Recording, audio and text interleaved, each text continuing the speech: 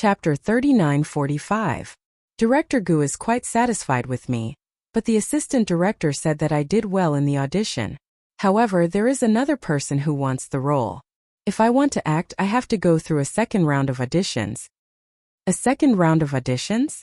When Hua Jin heard this, he didn't think much of it. Usually there is only one round of auditions. Why would there be a second round? Is the assistant director trying to take advantage of you? Take advantage of me? Hua Jin nodded and said, yes. After all, the roles in this production are all highly sought after. Basically, once you act in it, you will be famous. There are many small-time actresses who want to act in it, but Director Gu has always looked down on them. The assistant director has been racking his brains over this matter. I think he wants to use this opportunity to get some benefits from you. Money? Yes. I also thought that he wanted to use this as an excuse to ask me for packaging fees, so I asked him indirectly. He said that I don't need to pay for packaging fees. Hua Jin felt that it was even more strange. So when is the second round of auditions? Liang Yin answered honestly, tonight. Tonight? Yes, I'll go to his room. He said that he wants me to act one more time so that he can think about it carefully. As Liang Yin said this, her expression became even more strange. But won't it be too suspicious if I go to his room tonight? He won't want to sleep with me, will he? When Hua Jin heard this, his face darkened.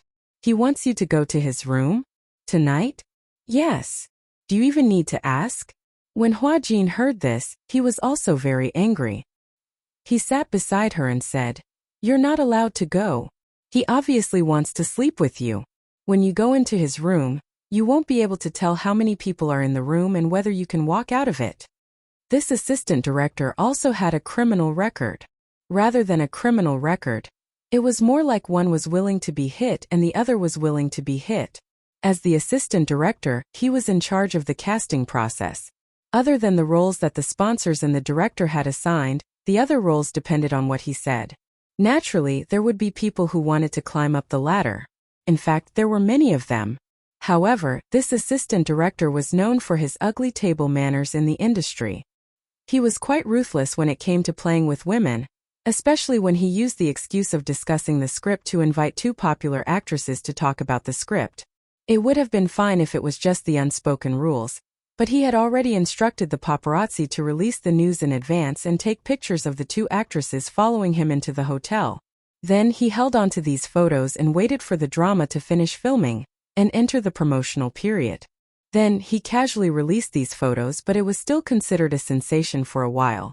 In reality, no one cared about these two young actresses. All they cared about was the dark side of the entertainment industry that no one knew about. Because of this, the show became popular and was bought over by a media website at a high price. The viewership ratings also broke records. However, the reputations of these two young actresses had been completely ruined. They had been used as stepping stones, and there was no place for them to cry.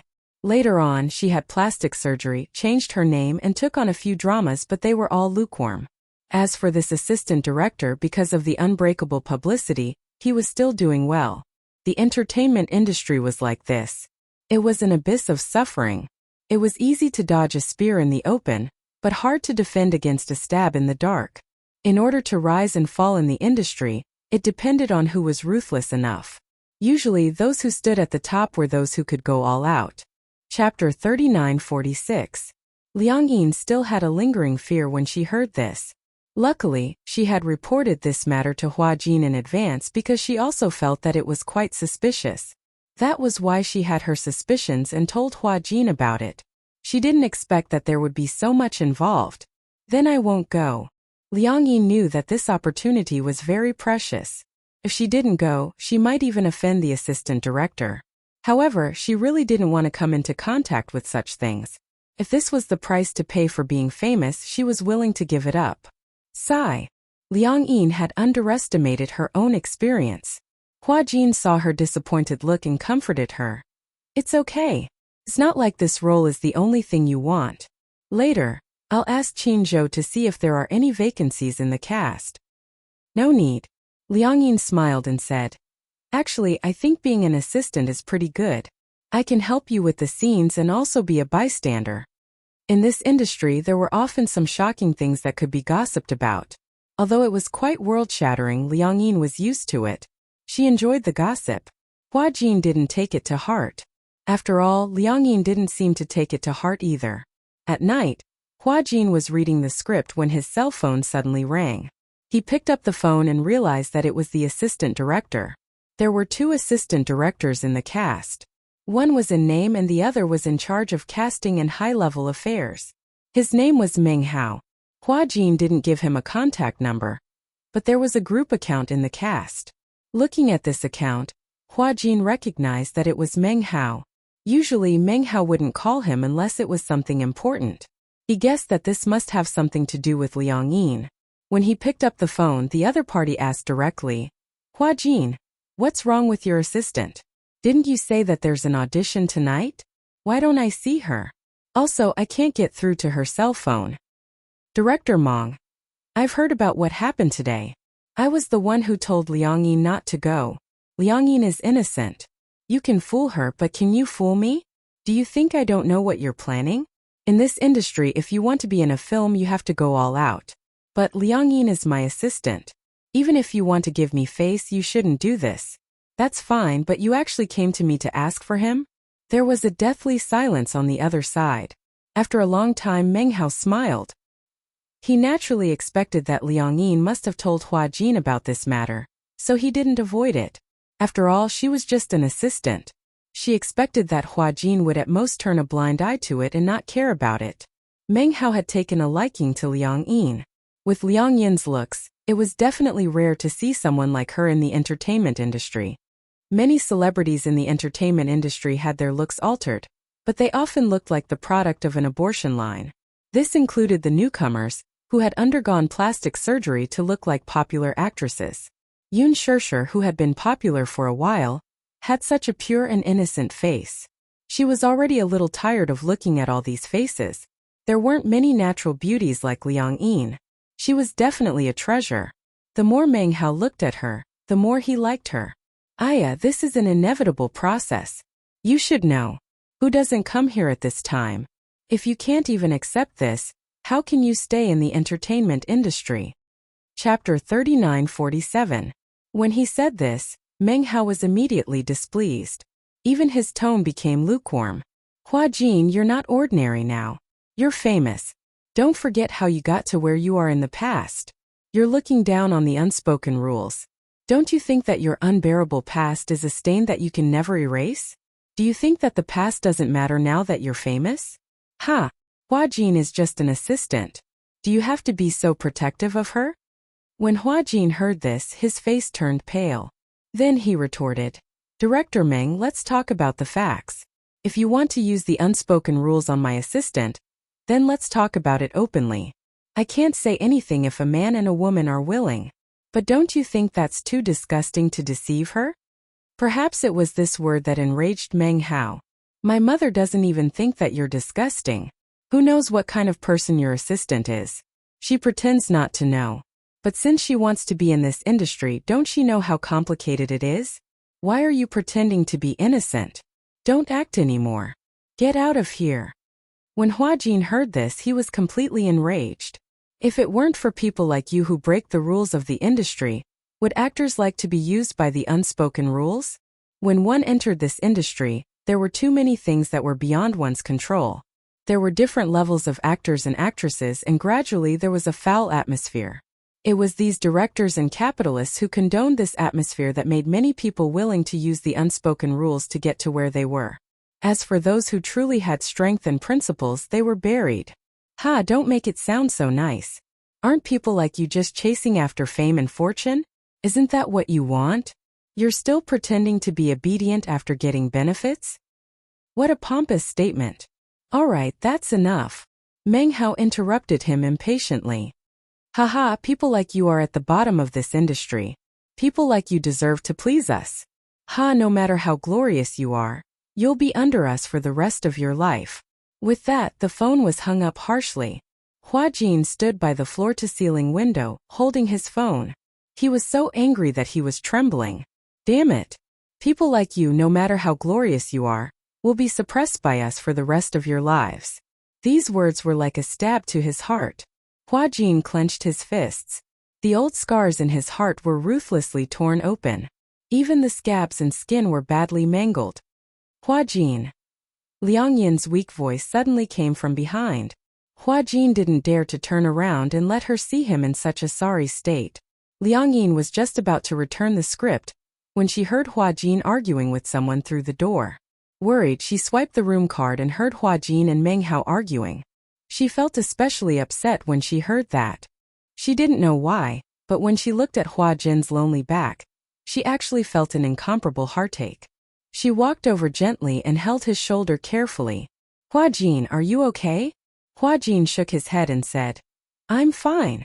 Liang Yin looked at him quietly, feeling a little upset. She remembered how Qin Zhou looked a little distressed when he talked about Hua Jin during breakfast in the morning.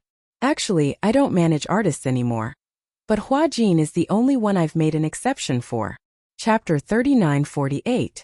She didn't like Hua Jin in the past because there were rumors that Hua Jin acted like a big shot and bullied newcomers and actors in the same crew. That was just his defiance. Defiance against the rules of the entertainment industry. Defiance against those who were suppressing him. Unlike many other artists, he was forced to enter the entertainment industry. Even though he floated in the big dye vat that was the entertainment industry, he still managed to maintain the innocence of a child. Liang Yi knew about his past. No wonder he reacted so violently when he found out that the director had asked her to talk about the script at night. Liang Yi and I regret it. As Hua Jin spoke, he turned around with a sullen expression. You'd better never step into this industry. You can't afford to lose. He was the victim, so why did he have to drag Liang Yin into this? There was too much darkness and unfairness in this industry to begin with. Liang Yin shouldn't have stepped into this industry. Liang Yin paused for a moment and smiled. I used to think that you were a perverse and rebellious idle boy. Actually, Hua Jin, haven't you realized that you're a very gentle person? When Hua Jin heard this, he didn't understand why she said that. Gentle. Although you always say mean things, you've always been taking care of others. Thank you for thinking so much for me. Hua Jin and Liang Yin looked at each other and smiled. Liang Yin giggled and said, moreover, if I really enter the industry, many actresses won't be able to make a living. Hua Jin couldn't help but retort. What do you mean by that?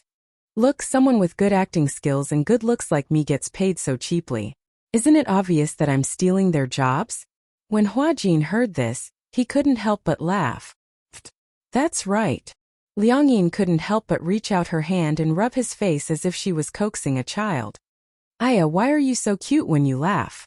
Hua Jin was angry and amused at the same time. He slapped her hand away. Stop fooling around. I'm serious. Liang Yin pouted. You should smile more. Hua Jin curled his lips into a half smile and raised his hand to pinch her cheek. The next day, Liang Yin had something to do and was not in the hotel. Hua Jin was filming and coincidentally bumped into the assistant director. Speaking of which, it was rather strange. Last night, Meng Hao and Hua Jin had gotten into a huge argument over the phone. When they met in front of Director Gu, Meng Hao smiled cheekily at Hua Jin. However, Hua Jin did not give him much face and rolled his eyes at him. When Meng Hao saw this, he was furious, but he had no choice but to swallow his anger. Just as Meng Hao was about to take advantage of the time Hua Jin finished filming to have a talk with him, Qin Zhou unexpectedly came to visit. It was rare for Qin Zhou to visit. For the first time, she came to visit him at work, catching Hua Jin off guard. Why are you here? Qin Zhou didn't know why he had come to visit. He just wanted to come for no reason. He did not answer Hua Jin's question directly. Instead, he sat in the waiting area like a big boss. Hua Jin immediately served the big boss tea. Big boss Qin spoke. I don't think I've come to visit you since you started filming. So since I'm free today, I'm here to see you, lest you look like an orphan. Hua Jin was speechless. Qin Zhou suddenly thought of something. He recalled Hua Jin's reaction when he saw him and smiled. You seem to know that I already know about that matter. What matter? The matter that you've switched back. Chapter 39-49. You're such an astute person, how could you not notice that something was wrong? When Qin Zhou heard that, he felt that it made sense. What I said really came true. When I woke up in the morning, I realized that it had already been returned. Hua Jin still had some lingering fear. You can say that I borrowed your words. Then, Qin Zhou's lips suddenly curled into a sinister smile. Do you mean what you said? What do you mean? Do you mean what you said about me counts? Hua Jin did not react at first, but he nodded naturally. Yes, of course. Wait. He stared blankly with his eyes wide open. What do you mean? Qin Zhou reminded him calmly. I remember that you said that if you want to change back, you want to like it. Hua Jin was petrified. He furrowed his eyebrows and said guiltily, It's just a joke. It's just a joke. How can you take it seriously? Are you a man? Yeah. Qin Zhou said disdainfully. A man's word is worth 1,000 gold, even if it's just a fart. Hua Jin controlled himself and immediately said, Since you said so, what else can I say? Let's talk about this when we're back at the hotel. What's the point of going back to the hotel? Qin Zhou hinted with his eyes. Look, there are so many people here. Why don't you show off your body? Who knows, there might be reporters here, and tomorrow's headlines will be yours. Hua Jin could not help but shudder. He could even predict what the news would say about him. Popular young actor Hua Jin has mental disorder, stripped naked and ran naked on set. No way. Hua Jin's stand was firm. I was just joking. Do you really want me to run naked? Qin Zhou said in an old-fashioned manner. Who knows, if you run naked tomorrow, Huan Yu's shares will double tomorrow. Hua Jin clenched his fists and complained. What a scary capitalist. Qin Zhou urged. Enough, stop talking nonsense, hurry up. No. Strip. No. Strip. Qin Zhou seemed to take it seriously. He stood up all of a sudden. With his tall stature, his aura was almost 2 meters tall. Hua Jin was instantly terrified. He cupped his fists and begged for mercy. Boss, don't be like this. I can even perform a striptease for you in the hotel. Are you serious or are you joking? Do you think I'm joking with you? Hua Jin immediately moved 3 feet away from him. Stop fooling around. Alright, stop messing around. Qin Zhou added. I'm really not interested in your body. Hua Jin. Where's your little assistant? Qin Zhou returned to his seat and asked, Why haven't I seen her today? She has something to do, so she has to go home. What is it? When Hua Jin heard this, he frowned and glanced at him suspiciously. He sniffed. Seeing him sniffing like a puppy, Qin Zhou said in disdain, What are you sniffing for? Adultery. The smell of love. Hua Jin winked and said, Why are you so concerned about her today? Is it strange that I'm concerned about my employee? Hua Jin said seriously, Even if she's your personal employee, it's strange for you to ask more than a second question. Qin Zhou.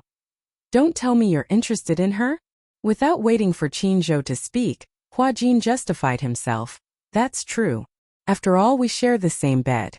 Strictly speaking, it's also a short-lived marriage.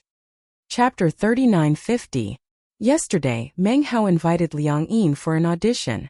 After the audition, Director Gu was quite satisfied. Meng Hao? Qin Zhou recognized the name. Meng Hao's table manners are notoriously ugly in this circle. Why did Liang Yin want to audition? Does she want to act? She seems to be interested in acting. Qin Zhou thought about it. Since she passed the audition and Director Gu was very satisfied, what's next? Hua Jin said. Meng Hao invited her to a hotel tonight to talk about the luminous script. Luminous script. When Qin Zhou heard this, his eyebrows furrowed. This word had a deep meaning in the industry. There were often directors and producers who used the excuse of talking about the script to invite new actors or celebrities who wanted to act. They would go to the hotel under the guise of talking about the script and do inappropriate things. Of course, this did not only happen to male directors. Some older artists with more experience and resources were not limited to men and women. The object of this unspoken rule was also not limited to men and women. Especially many male directors, men and women had different tastes. The sexual orientation of many directors was a mystery. Qin Zhou knew that Meng Hao liked to play with women. Sometimes he would also play with some of the new young men. It was quite disgusting. Qin Zhou had been in the industry for so many years, and countless women had been sent to his door. It was not that he was not moved, but he felt that it was dirty. It was not that he felt that those who did not hesitate to sell their bodies for fame and fame were dirty. It was that he felt that this kind of transaction was too dirty. He did not touch it. Although walking by the river often, who would not wet their shoes? But Qin Zhou did not know what it was. It was as if he was made of steel, and his determination was extremely terrifying. However, there was one thing that everyone in the industry tacitly agreed on. No one dared to touch Qin Zhou's people. No matter how low their status was, as long as they were under Qin Zhou, no matter how crazy they were, they would not dare to touch a hair on them. Therefore, many newcomers who signed with Huan Yu dreamed of being under Qin Zhou. Because if they became Qin Zhou's artists, not only would the resources be explosively good, but they would also not have to go through those ugly unspoken rules. In this industry, even if they did not take the initiative to offer themselves, sometimes they could not help but be selected by the boss. They had to accompany him. If he didn't accompany them, it meant that he wasn't giving them any face. If it was light, they would withdraw their cooperation. If it was heavy, they would be banned from the internet. But Qin Zhou had the confidence and ability to do so. No one dared to do anything to his artists. Even if there were some that didn't know what was good for them, they would be beaten back in a few seconds. How dare Meng Hao? I wonder who Liang Yin belongs to? Although Liang Yin was only Hua Jin's assistant on the surface, since she was Hua Jin's assistant, Liang Yin's people were also his people. Meng Hao actually dared to have such an idea. No wonder he saw Meng Hao heading towards Hua Jin's resting place when he arrived. I had a fight with Meng Hao yesterday. What is it? He scolded me for not being tactful. Hua Jin was like a primary school student complaining to his teacher. He told Qin Zhou about his argument with Meng Hao last night. When Qin Zhou heard this, his expression did not change, but it was obvious that he was angry. All right, I got it. He said, I'll handle it. Just focus on your acting. When Hua Jin heard this, he nodded silently. In the afternoon, Qin Zhou asked Meng Hao to meet. When Meng Hao found out that Qin Zhou had summoned him, he felt a little guilty. Chapter 39:51. It would be fine if Hua Jin didn't take it to heart.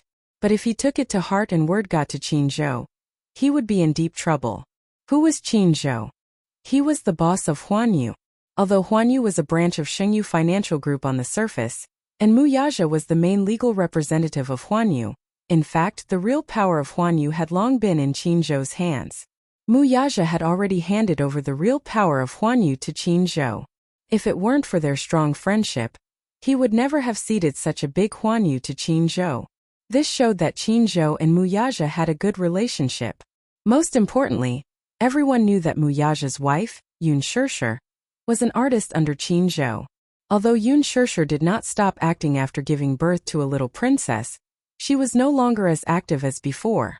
She would occasionally take on high-quality female lead roles, or attend some charity events. Basically, she would decline to participate in variety shows. It could be said that she had pretty much disappeared without a trace.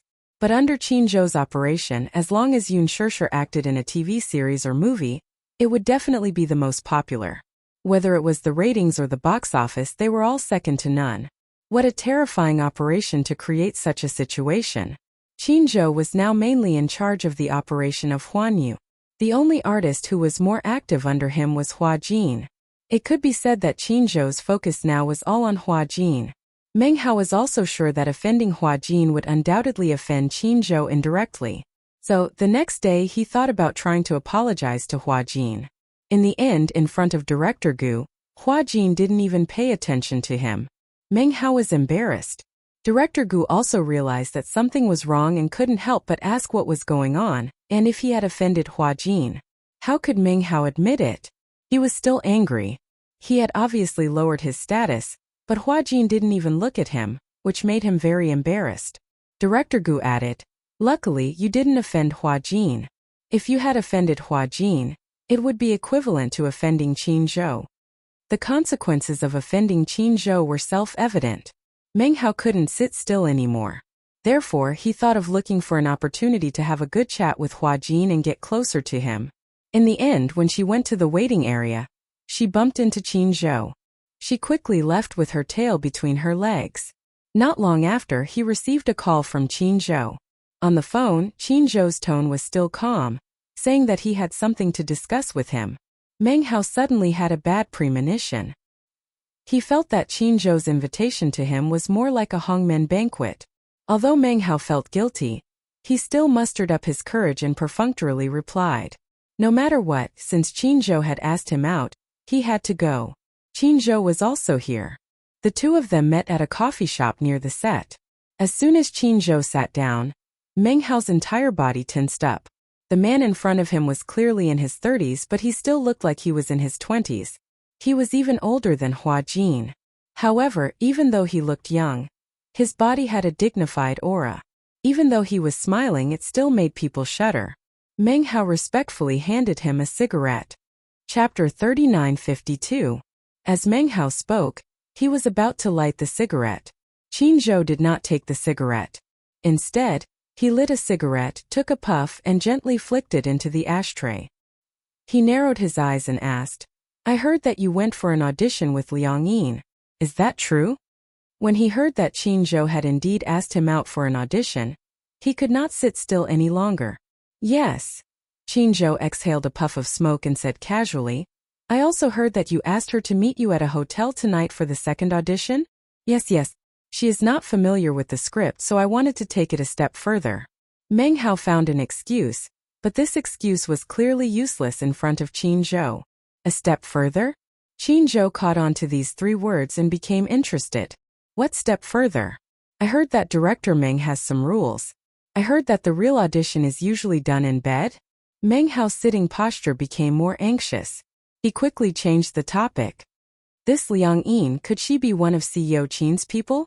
Qin Zhou knocked on the table to remind him not to play tricks. I'm not asking you a question. You haven't answered. Meng Hao immediately laughed awkwardly. CEO Qin, what are you talking about? What do you mean by audition in bed? CEO Qin should know the rules of this industry. In our line of work, we face a lot of pressure every day when we're casting. Moreover, these women come to us one after another. In other words, Meng Hao was pushing the blame onto Liang Yin, implying that Liang Yin had come to him on her own accord. Qin Zhou was even more displeased when he heard this. What you're saying is that my men are going to send themselves to your doorstep for you to infiltrate. Meng Hao couldn't sit still anymore. Isn't that? I didn't even touch her with a finger. Meng Hao frowned and decided to be frank. Boss Qin, I figured out why you asked me to meet you this time. You're here to seek justice for Liang Yin, aren't you? Since that's what you mean, I think you're making a mountain out of a molehill. This matter hasn't even happened yet. However, after hearing what you said, I also know that from now on, as long as it's your people, even if it's just a small assistant, I won't dare to touch them. I'll give you my word, all right? He felt a little aggrieved. If he slept with this person, then he would feel a little guilty when they came knocking on his door. However, before he could even take a bite of the fat meat in front of him, Qin Zhou had already interrogated him. He couldn't help but feel a little displeased. Qin Zhou saw the change in his expression. Qin Zhou raised his eyebrows, picked up the coffee cup and took a sip. There was a long silence. Meng Hao couldn't sit still any longer. He stood up and bowed to Qin Zhou. There's still work to be done on set. I'm in a hurry to go back. Hey, Chairman Qin, please take a seat first. As he spoke, he pretended to leave. Qin Zhou, on the other hand, appeared to be neither hurried nor slow. He did not even lift his eyelids as he asked, Did I allow you to leave? I remember when we first met, you were still a small-time producer. Now that you've been promoted to assistant director and have more experience, you're looking down on others. Huh. Chapter 3953. He had originally wanted to find an excuse to leave, but now that Qin Zhou had said that, how could he dare to leave? He didn't even know if he could walk out of this cafe. It was said that Qin Zhou's methods were ruthless. In the industry, no one dared to provoke him because he always won by surprise, making it impossible to guard against him. It wasn't that he liked to backstab people. Instead, he used his power to oppress people. Qin Zhou had a lot of power and he knew that he had a lot of power. Hence, he used it to oppress people. He was a person who hated trouble. If he could solve it with power, he didn't want to waste his energy. Meng Hao didn't know what Qin Zhou's motive was, so he decided to lay his cards on the table. CEO Qin, may I ask what you mean by this? Why don't you tell me directly? If I can compensate you, I will do my best to do so. Qin Zhou said slowly. I'm just a little surprised. I didn't think that there would be someone in this industry who would dare to offend my people. That's why I find it a little unbelievable. Meng Hao quickly said. I didn't think of it at first. Now I know that I didn't know the rules. Next time, I definitely won't do it again. Qin Zhou said. I think that since she has passed the interview, Director Gu is quite satisfied with Liang Yin's performance. Then why don't we let her join the cast directly? However, after she joins the cast, please avoid her when you see her. When Meng Hao heard this and saw that Qin Zhou actually proposed this condition, he agreed 120%. Okay. From now on, I will treat Liang Yin like a grandaunt. Don't worry, I will definitely not let anyone make things difficult for her. After she joins the cast, give her the best assistant and makeup artist, understand? Okay. Also, the plot of Ubisoft Bird will be increased. This? Meng Hao looked a little hesitant. Qin Zhou looked at his troubled expression and immediately said, in the original novel, Ubisoft Bird was very important in the plot. In order to emphasize the role of the other female supporting character, the scriptwriter cut out many of her scenes. Meng Hao asked, Xiao Qin, have you read the script? Yes. Okay. Meng Hao nodded with a serious expression. I'll get the editor to change the script when I get back. Okay. Then, Meng Hao asked cautiously, can I leave now? Qin Zhou didn't say anything, but he didn't ask him to stay either. Seeing that Qin Zhou had tacitly agreed, Meng Hao immediately left with his tail between his legs. In the evening, Liang Yin received a call from Meng Hao. She thought Meng Hao was calling to harass her, so she did not pick up. Not long after, Meng Hao sent a message to say that Qin Zhou had spoken to him in the afternoon. He solemnly apologized to Liang Yin and said that he could directly arrange for her to join the set. Moreover, he had already contacted the scriptwriter to change the plot. The plot of Ubutero would become more serious. Liang Yin was shocked. She didn't expect that Meng Hao would call her to inform her that she would be joining the crew. However, she was still a little suspicious. Hence, she hurriedly called Hua Jin and told him about it. Hua Jin, on the other hand, was not surprised. He had also heard about it. It's probably because Qin Zhou talked to him today. Qin Zhou? Liang Yin was a little puzzled. Director Meng said that Qin Zhou was the one who looked for him. What happened? Chapter 3954. Liang Yin felt awkward. Why did you tell him about this? It's quite embarrassing. Why do you feel embarrassed? Hua Jin said half-jokingly. The director has taken a liking to you. This means that you are pretty and have the looks of a celebrity. Shouldn't you feel happy when you think about it? Liang Yin did not know whether to laugh or cry. She was more curious about Qin Zhou. What did he say to Director Meng today? I don't know what he said to Meng Hao, but Qin Zhou seemed to be very angry. I guess he went to reason with Meng Hao. Meng Hao was afraid of causing trouble, so he arranged for you to join the production team. To the production team, this should be an exception. Haha, I feel that Qin Zhou cares a lot about you. Don't talk nonsense. What do you mean I'm talking nonsense? You don't know that he actually came to visit me today for the first time. Hua Jin said angrily. You don't know that he rarely comes to visit me even though I've been in the production team for so long. He actually came to visit me today. Could it be that he has found his conscience? To Qin Zhou, Hua Jin should belong to the free-range type. Firstly, Hua Jin was more obedient and did not cause trouble, so he was not worried. Secondly, he had already arranged for work matters. He only needed to send the draft to his assistant's email, and Hua Jin would follow the schedule. It was under such circumstances that Qin Zhou actually came to visit her. Who knew what he was thinking? Liang Yin, however, was still skeptical. Then, should I join the production team directly? Yes, you can join the production team directly. You don't have to worry about anything else. I heard that Qin Zhou even arranged an assistant for you. An assistant arranged by Meng Hao? Liang Yin was still worried. She felt that Meng Hao would not let her off so easily after being taken advantage of. Don't worry. Meng Hao won't dare to offend you. In the past, no one dared to offend Qin Zhou. Now that Qin Zhou is different from before, how dare Meng Hao? What a joke. What ability does he have? He's just a small assistant director. When Liang Yin heard this, she was a little dazed. At that time, she was filming on the set. When she went in and out of the film studio, she would often see women dressed to the nines. They would either hold the assistant director's hand or the producer's hand as they walked on the streets, smiling like flowers.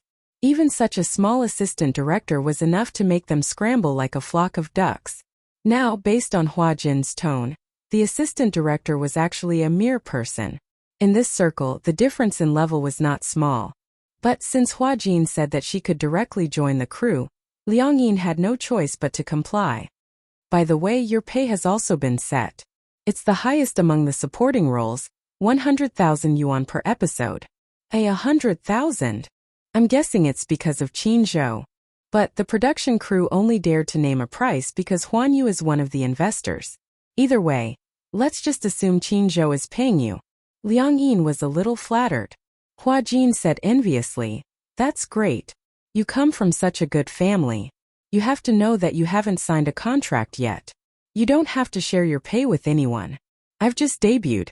I can't even get 100,000 yuan per episode, let alone 100,000 yuan per episode. I just want to show my face." Liang Yin felt even more uneasy. She felt that she owed Qin Zhou a lot. Why did he treat her so well? Could it be? Was he interested in her? Liang Yin quickly waved her hand when she thought of this. Chapter 39:55. Just as Liang Yin's imagination was running wild, an unknown number called. Since she didn't save the number, she didn't know who was calling. She picked it up suspiciously. Qin Zhou's voice came from the other end of the line. "Are you free tonight?" "Qin." Liang Yin recognized Qin Zhou's voice. She was so nervous that she couldn't be any more nervous. She stood up looking a little uneasy, as if her idol was really standing in front of her. Qin Zhou heard her stuttering and obviously nervous. He couldn't help but laugh. "You seem a little nervous when I called?" No. Why are you calling me?" Liang Yin held her forehead in annoyance as she asked this question.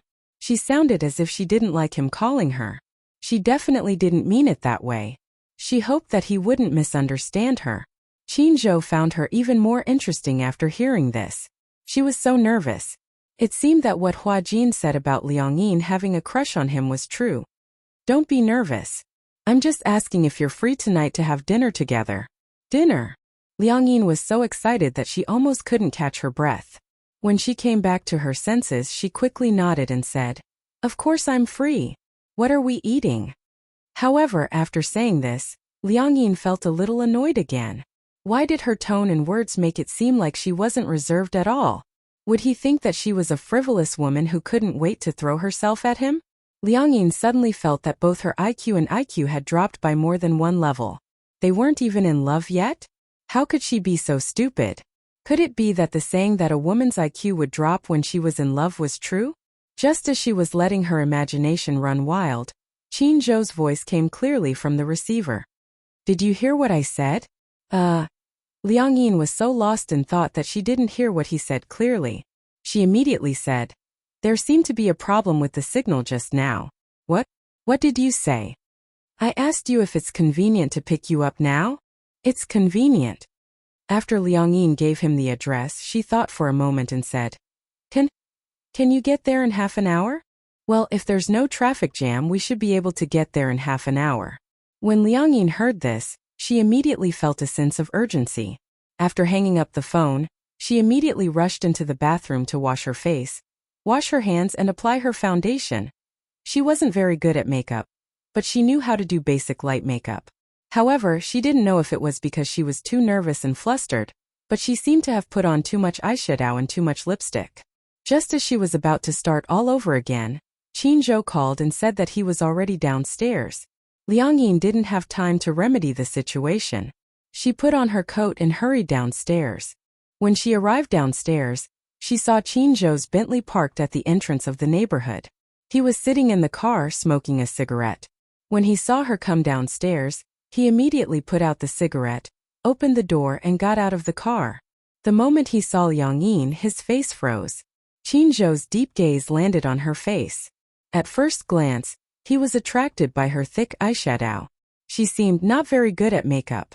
Her eyeshadow was too thick, so her eyelids looked bloated. Chapter 39:56. Qin Zhou asked, "Did you put on makeup?"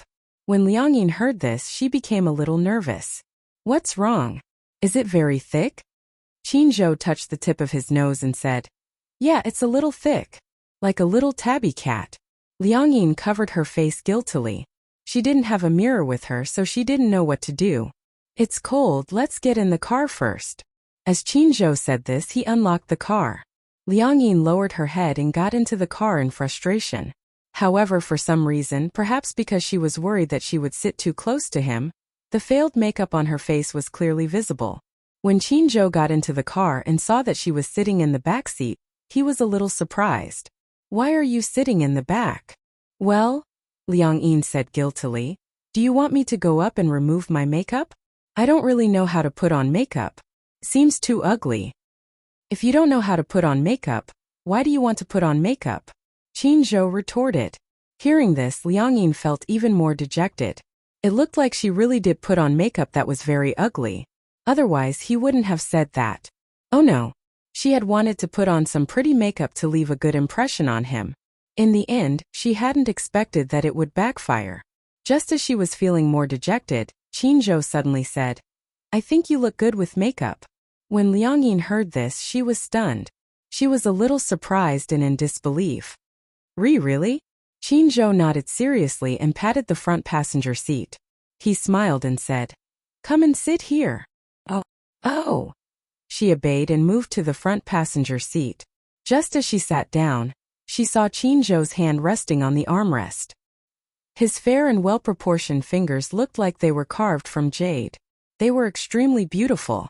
They were even prettier than a woman's hand. Liang Yin couldn't help but be entranced by them. Seeing that she kept staring at his hand, Qin Zhou also looked at his hand.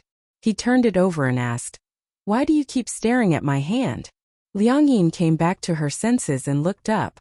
When she saw him staring straight at her, she quickly turned her head and looked straight ahead. She gulped nervously, feeling unbelievably nervous. She was so nervous that her heart was thundering. "Because your hands are beautiful." "Really?" Qin Zhou seemed to be used to it. "There's no one who doesn't think my hands are pretty." Liang Yin smiled and rubbed her hands shyly. It was obvious that she didn't know how to act freely in front of him. Qin Zhou opened the armrest box. Inside the armrest box were some makeup tools, cotton pads, and a makeup plate. He took them out and said to her, "Let me help you touch up your makeup." "Ah." Liang Yin did not react in time and was very surprised. "Do you know how to put on makeup?" "I know a little. In the past, when I was taking care of Xingzhe, I was busy, so I would help him touch up his makeup. So, I'm used to having these things prepared." At the mention of Xingzhe, loneliness flashed across Qin Zhou's eyes. Liang Yin carefully took out the unpackaged food from the armrest and looked at the mirror. In the mirror, she finally saw her face that was not properly made up. It was purple. No wonder Qin Zhou had been staring at her for so long. It was really unsightly. Qin Zhou said, "Turn around." Chapter 39:57. Her heart was beating faster and faster. As he was touching up her makeup, Qin Zhou was very close to her. She could even feel the gentle breath coming from his lips. It was warm, but it was boiling hot. Liang Yin was so nervous that she didn't dare to speak. Even her breathing was cautious. After Qin Zhou wiped away some of the puffy eyeshadow on her eyelids, he added some brown eyeshadow. It was very light, but it looked very natural. He then covered it with makeup powder. "It's done." It was done. Qin Zhou handed her the makeup mirror. Liang Yin picked it up and looked at herself. Oh my god! What a godly makeup touch-up. Originally, her makeup was very stiff. She didn't want to say that it was very erotic. She didn't expect it to become so delicate after his skillful hands. "You look good." Liang Yin felt a little ashamed. Even a man looked better than her in makeup. Her hands were so bad that they were hopeless. Qin Zhou smiled and said, "I think that with your talent, you don't need makeup unless it's a special occasion. You look very good without makeup." Liang Yin's face turned even redder. "What do you want to eat?" Qin Zhou said, "I remember that you like Western food? Yeah, I know a good restaurant. I'll take you there." When Liang Yin heard this, she was puzzled and asked, Why do you want to treat me to a meal? Qinzhou started the car and turned the steering wheel as he said. Actually, nothing happened between us that night. Huh. Liang Yin was stunned for a few seconds. However, she quickly realized what Qinzhou was referring to. She immediately said, "You're talking about this. It's nothing. I didn't think too much about it."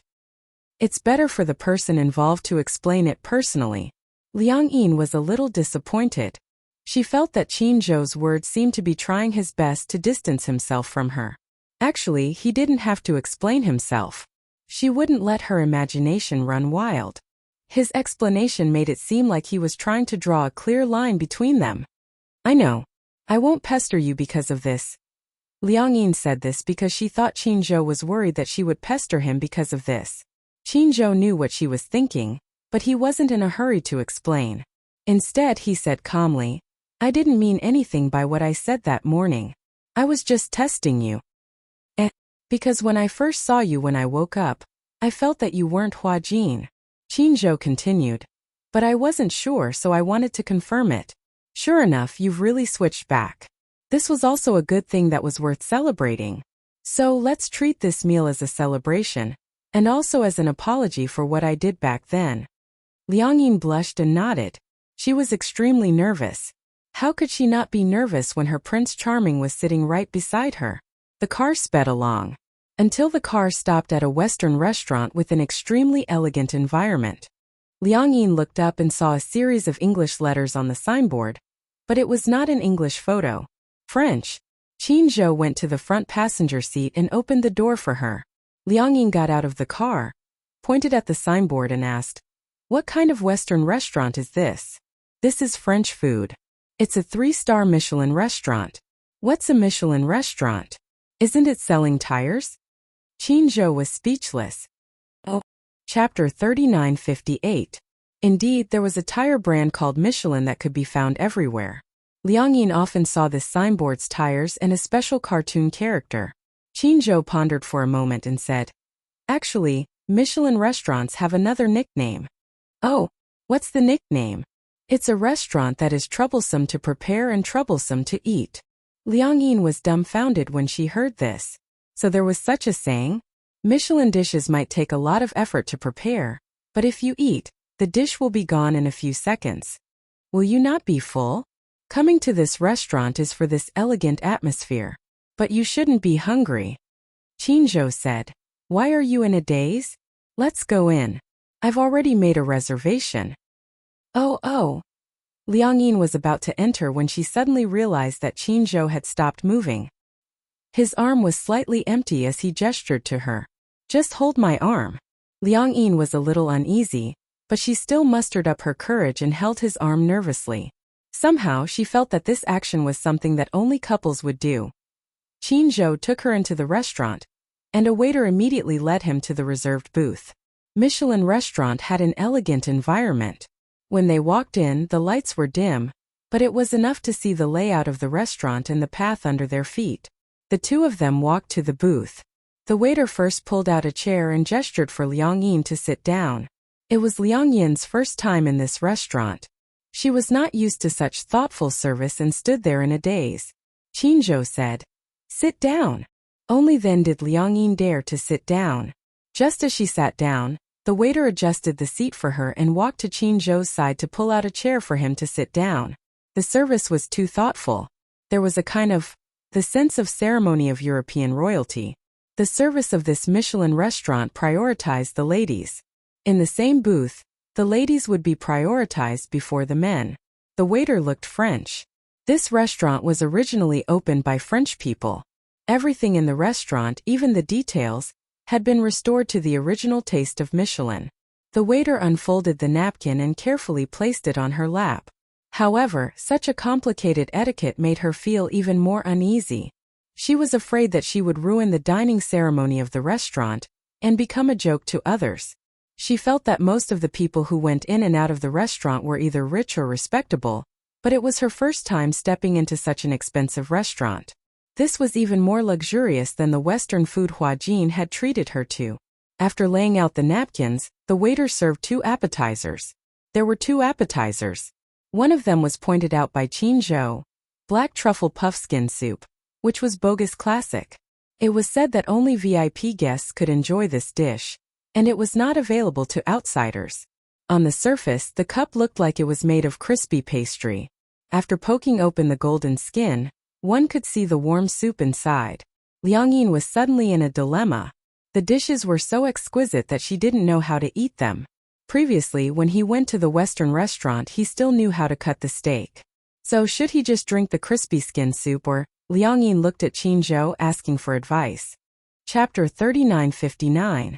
She took a bite and the fragrance lingered in her mouth. Liang Yin followed Qin Zhou's example. She soaked the pastry in the soup and took a bite. It was delicious. The appetizer was Hungarian cheese, which was also delicious. Just like that, she finished all the appetizers in no time. The waiter was standing at the side. When he saw Qin Zhou raise his hand, he immediately walked over and took away all the plates. However, when he saw Liang Yin eating the CD, he was surprised. Qin Zhou took a look and saw that Liang Yin was a little confused. He immediately explained, "Almost no one eats all the appetizers here. Because it's delicious. It's okay. It's nothing. It's just that most people are picky. Moreover, they're afraid that if they eat too much appetizers, they won't be able to eat the main course."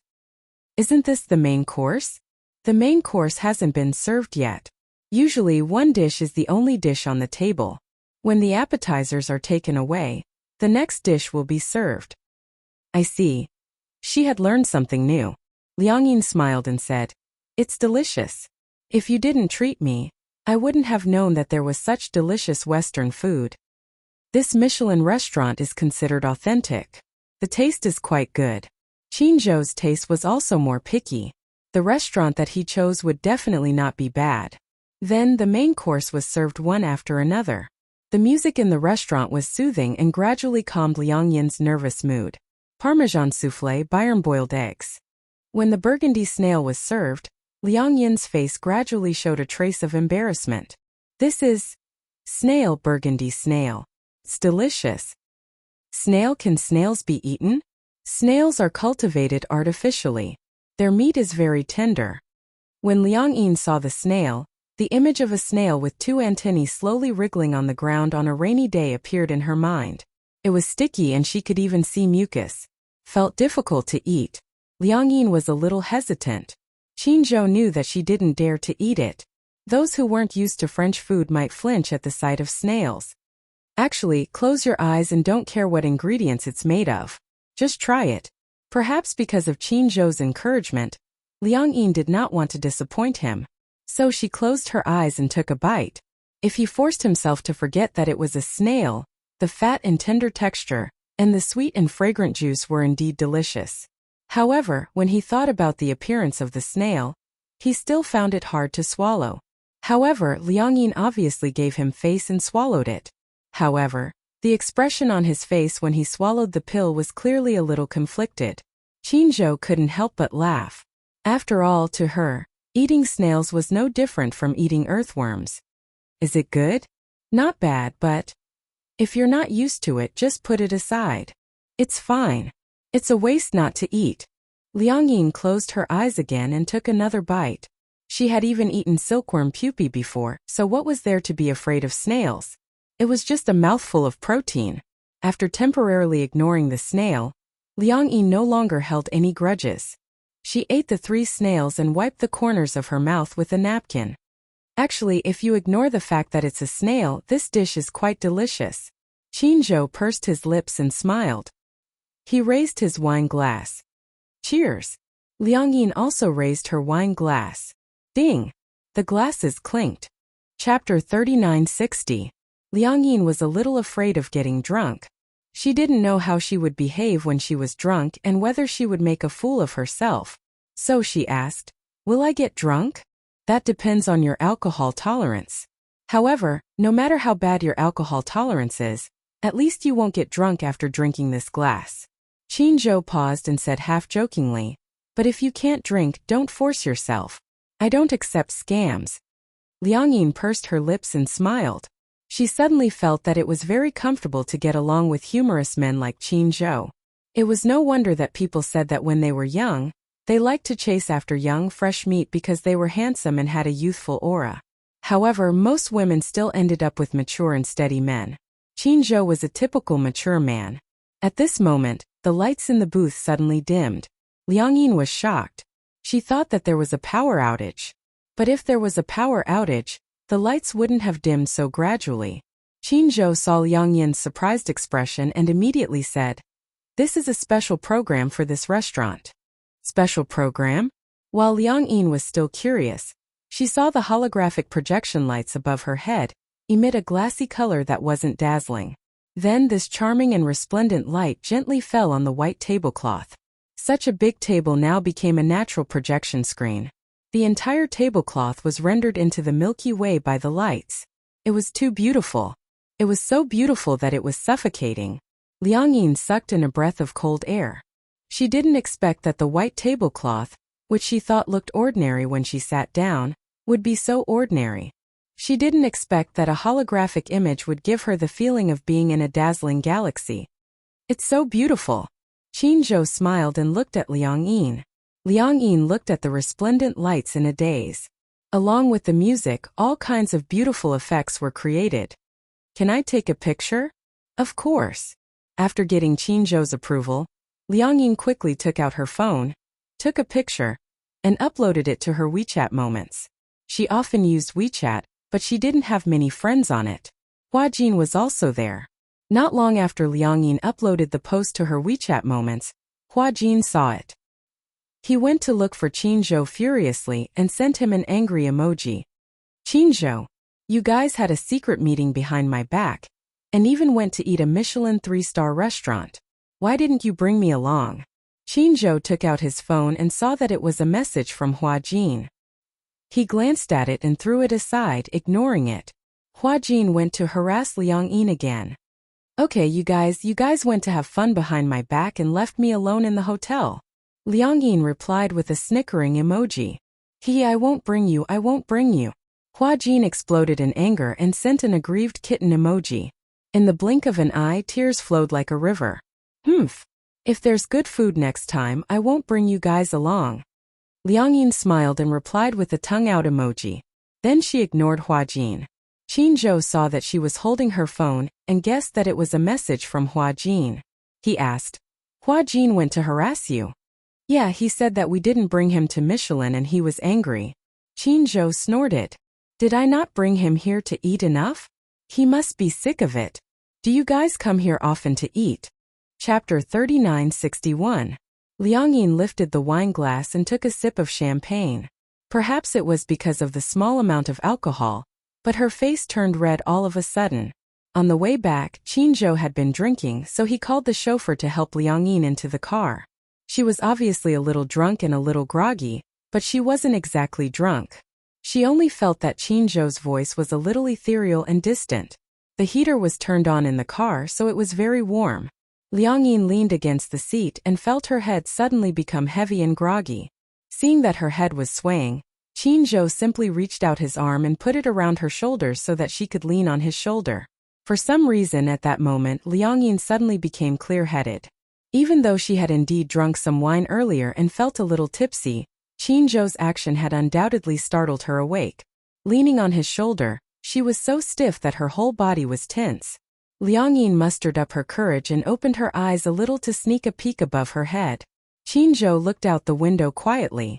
His chiseled side profile was extremely exquisite, like a work of art carved by the gods. With such good looks, he could definitely debut as an idol. At that moment, Liang Yin clearly understood that she seemed to be in love. No one had ever treated her so well. Whether it was her father or her mother, she had been like a weed since she was young. She felt like she had been exiled. She wasn't a sentimental person, but occasionally, she would feel envious and jealous when she saw other children coming home from school with their parents. When she came home alone, the house was empty. When she was young, she could only go to her grandparents' house to eat, or cook instant noodles for herself. She didn't know how it felt to be doted on. It wasn't because Qin Zhou was so good to her that she liked him.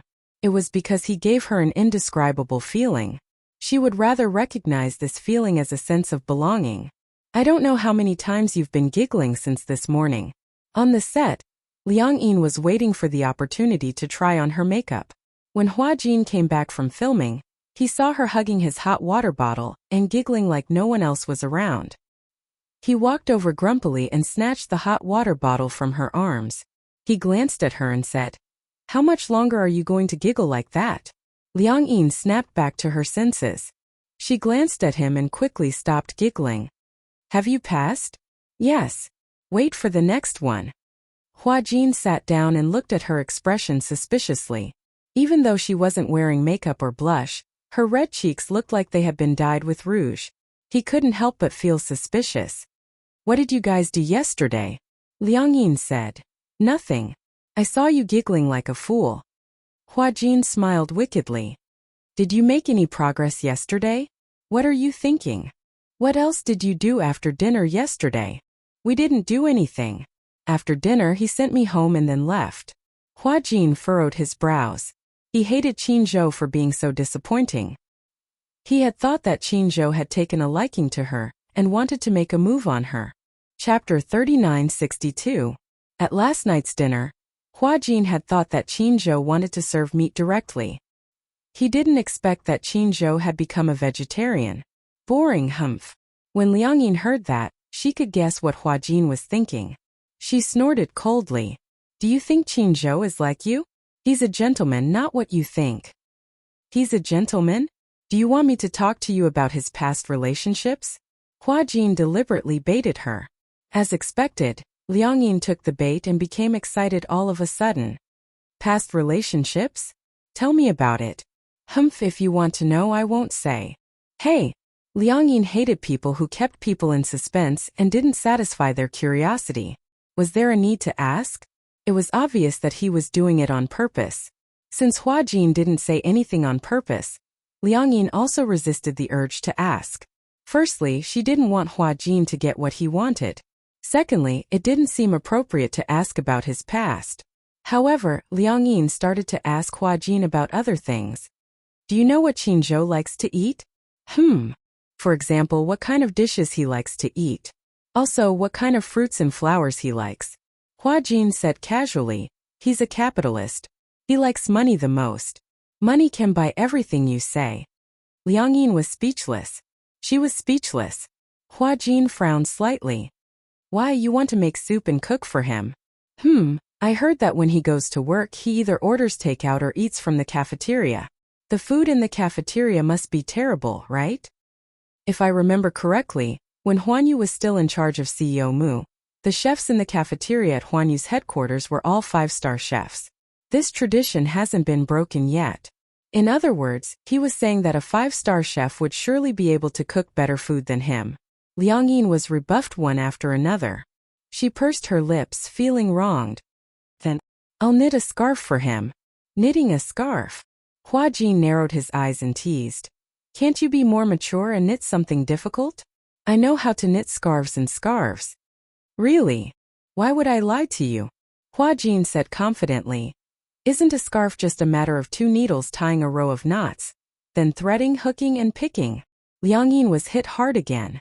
Her whole person was like a wilted eggplant. She hung her head and looked very depressed.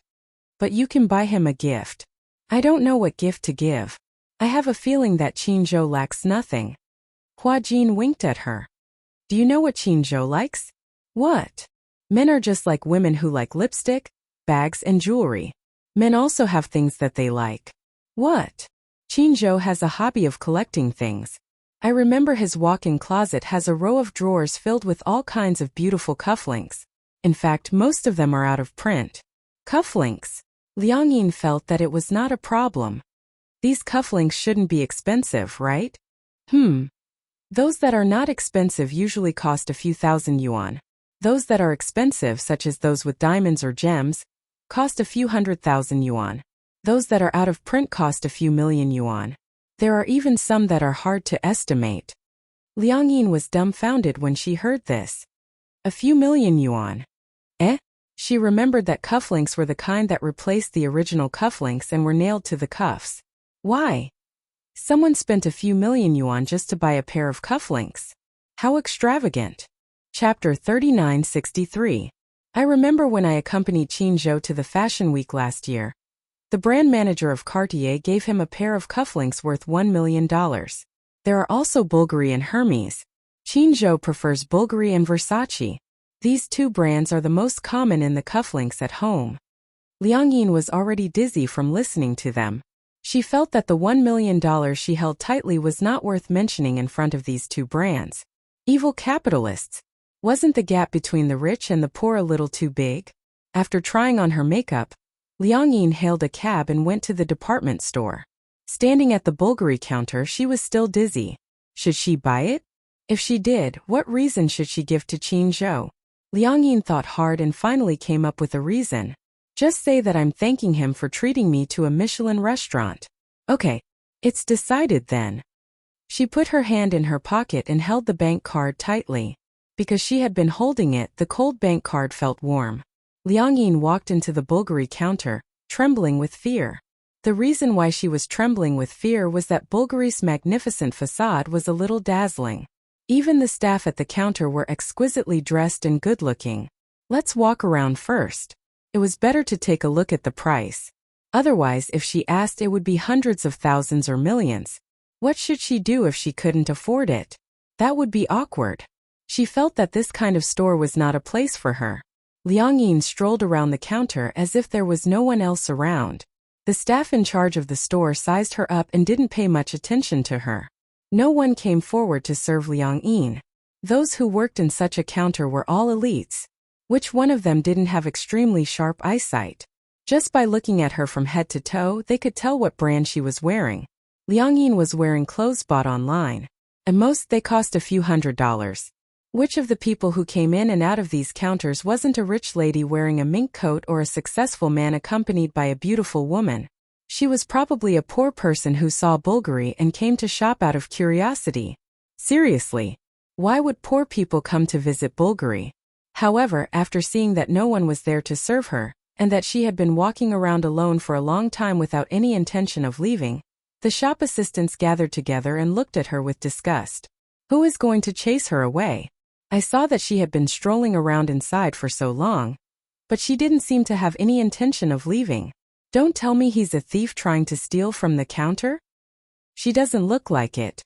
She's a girl. Why else would she shop in the counter for so long? Looking at her poor appearance, how could she possibly be here to buy things? How can a commoner like him afford the things here? She doesn't look like a thief, does she? Who knows? Is the word thief written on the thief's face? The store manager became impatient and said, "There are only so many displays in the counter. Just go and see what's missing." A few of the shop assistants immediately nodded and pretended to be on patrol. They pretended as if nothing had happened and looked at the displays in the counter to see what was missing. Another shop assistant stepped forward and asked, "Hello, Mississippi.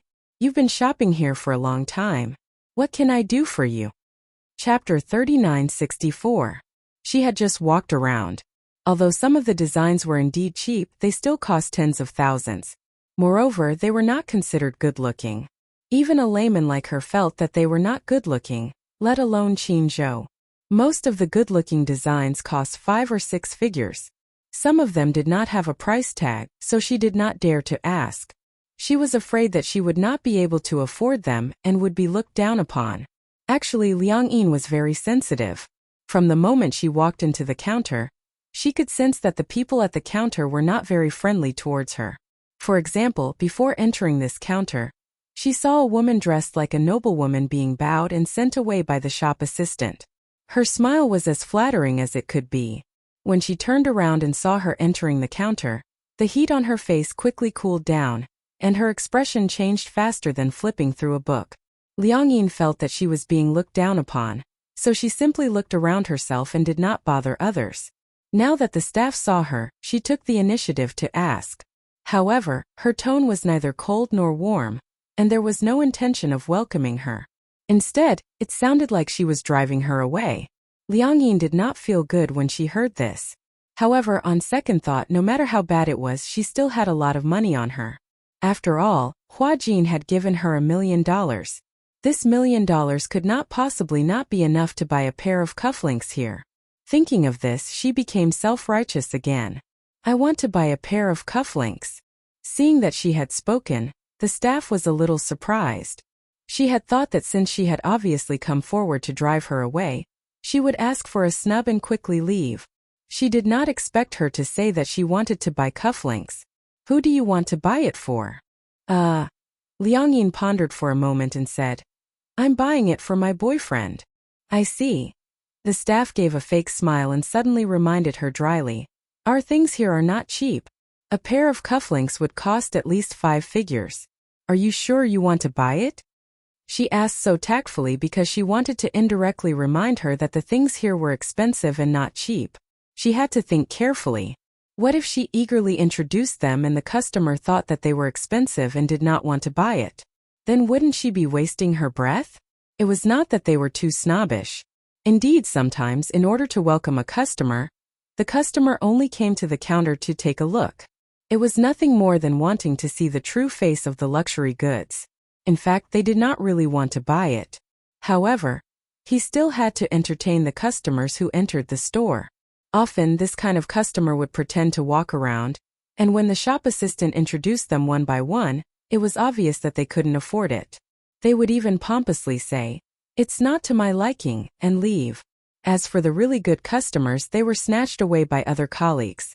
On the surface, these counter clerks got along well with each other, but in fact, all of them were very clear-headed and astute. Why would they go against their own performance? Therefore, for such customers, the staff would push all the blame to their new colleagues. When Liang Yin heard what she said, she was a little displeased. If you can't afford it, why are you here? On the surface, the shop assistant was smiling, but in her heart she was cursing. She had heard such words countless times. Often, there would be some old ladies dressed in gaudy clothes, pretending to be rich ladies who would come to the counter to shop, but in the end they would not buy anything. Okay. Then take a look and see if there are any designs that you like. Liang Yin looked again and felt that there were no designs that looked particularly good in the counter. Are all the designs here? Chapter 3965. Of course not. These are the more affordable designs in our store. The really expensive ones have been kept away because many customers touch them with their hands. If the sweat on their hands gets on those gems and diamonds, it will affect their luster. Oh, Liang Yin's eyes darkened when she heard this. The designs on the outside looked so mediocre, but the prices were already in the tens of thousands. Wouldn't the expensive ones cost hundreds of thousands? Liang Yin was a little conflicted. She felt that her wallet was about to be emptied after such a long time. She didn't feel good about it. Forget it. Let's take a look first. It's free to look. These designs don't look good. Show me some nicer ones. The shop assistant muttered, but she couldn't refuse. She said, wait for me here. With that, the shop assistant went back to the safe. Just then, another shop assistant walked over, looking a little nervous. Did you see the sapphire ring on display in cabinet A? What's wrong? The shop assistant also became alert. Don't tell me. That woman is really a thief? The sapphire ring is gone. The two of them walked to cabinet A, and indeed, the sapphire ring on display was gone. The two of them were dumbfounded. It can't be. I was watching her just now. She passed by cabinet A, but I didn't see her touch it. What do you know? Some thieves are so good at stealing that they can steal things without anyone noticing. Don't let her go. Ask her clearly and I'll ask the store manager. I'm afraid she's been released. Okay. The shop assistant turned back and walked to Liang Yin. Seeing that she had returned empty-handed, Liang Yin was a little puzzled. Didn't you go to get your cufflinks? The safe isn't open. Look at the others. When Liang Yin heard this, she thought that the shop assistant thought that she couldn't afford it and was patronizing her. She was angry and said angrily, forget it. I'm not buying anymore. She would go to the other counters to take a look. Didn't Qinzhou like Versace's brand too? When she passed by, she saw the Versace brand. On the way here, she went online to find out more about the brand's logo. Seeing that Liang Yin was about to leave, the shop assistant stopped her. You cannot leave. The shop assistant was so excited that she grabbed Liang Yin's wrist. Liang Yin struggled for a moment, and her face turned ugly. What are you doing? Why aren't you letting him go? Didn't you say you wanted to buy cufflinks for your boyfriend? That's right. But you don't show me the good stuff. The designs outside don't look good. Don't go yet. That was all the shop assistant said. She looked around and looked at her colleagues. What do you mean? After a while, the store manager and his colleagues hurried over, looking flustered. The sapphire ring is gone. He's really gone. When the shop assistant heard this, she was furious and pushed Liang Yin fiercely. Take out the ring. Liang Yin was confused. After being pushed, she staggered back a few steps and almost fell. She was furious. What are you doing? A sapphire ring is missing from our counter. Did you steal it? The shop assistant asked angrily. Ha! Liang Yin laughed. So she was being treated as a thief. Chapter 3966. However, the shop assistant said righteously. From the beginning until now, there was no one else in the counter other than you. If you didn't steal it, who else could it be? Liang Yin was furious. In her mind, thieves were like rats crossing the street. Anyone would be angry if they were treated as a thief for no reason. She was so angry that she was trembling all over, but she tried her best to maintain her composure. She asked calmly, "Then do you have evidence? If you don't, you're framing me." "We'll know once we search you," the shop assistant said. "Search me." When Liang Yin heard this, she was so angry that she laughed. "Do you know the law? What right do you have to search me? You're not the police. What right do you have to search me?" When she said this, the shop assistant thought that she was guilty. "Are you feeling guilty? Are you scared out of your wits when you heard that we're going to search you? What's there to be scared of? I didn't steal it, but you don't have the right to search me. Also, don't tell me you have surveillance cameras. You can just check the surveillance footage. The surveillance footage belongs to the mall. Without the police's permission, we don't have the right to check it." After a pause, the shop assistant said, "I advise you to take out the things you stole quickly. Otherwise, we'll call the police. When the police come and prove that you've stolen, you'll have a criminal record. Do you understand?" Liang Yin was so angry that she was trembling all over. A sense of humiliation welled up in her. She said firmly, "Anyway, I didn't take it, so you don't have the right to detain me. You can call the police." With that, she was about to leave. Seeing that she was about to leave, the shop assistant was even more certain that she had a guilty conscience. She wanted to leave quickly and move the stolen goods elsewhere, so she immediately stopped her. "Someone, there's a thief!" One of the shop assistants shouted. The shop assistants at the other counters happened to be idle. When they heard this, they immediately gathered around. Soon the Bulgari counter was filled with people. Some of them were passers-by. Some of them were the shop assistants at the other counters. When they heard that someone had stolen something, they immediately rushed over to watch the commotion. In an instant, Liang Yin looked around. Many people were glaring at her and pointing at her. Their faces were full of disgust, which made her self-esteem suffer a huge blow. Tears welled up in her eyes. She was a very strong-willed person and never shed tears easily. However, she felt extremely humiliated to be treated as a thief, and in front of so many people. However, even though she felt angry and humiliated, she still straightened her back and wiped away her tears. She said coldly, "Please call the police now. I didn't do anything wrong, so I'm not afraid of ghosts knocking on my door. It's the same even if the police come." "Fine. You're so stubborn. Since you said you want to call the police and aren't afraid of embarrassing yourself, then what are we afraid of? Anyway, if something is missing, they will definitely report it to the police. Just wait for your record." The shop assistant made a phone call the police. The shop assistants looked at each other with impatience written all over their faces. If he stole it, so be it. Can't he just take it out? He had already been caught. What else did he want? Chapter 3967. The store manager looked like she was very easy to talk to. The other store assistants also stepped forward to speak. "Previously, there was a thief who came to our store to steal jewelry. We caught him red-handed and called the police. Because the amount involved was huge, he was sentenced to 7 years. Bulgari's items are not cheap." The store manager hurriedly said, "This sapphire ring is worth more than 900,000. The amount involved is huge, so you have to think carefully." Liang Yin was fearless. "I didn't take it. You can call the police." If it's verified that you're slandering us, I'll go through legal proceedings and sue you for violating my rights." The store assistant who received her heard this and spoke without thinking. "Ha, who are you trying to scare? We're framing you. Don't bluff too much." A store assistant from the Chanel store next door walked over and tugged at her sleeve. "She doesn't look guilty at all. Could it be that you're framing her?" "Not guilty. That's all an act. Didn't you see just now?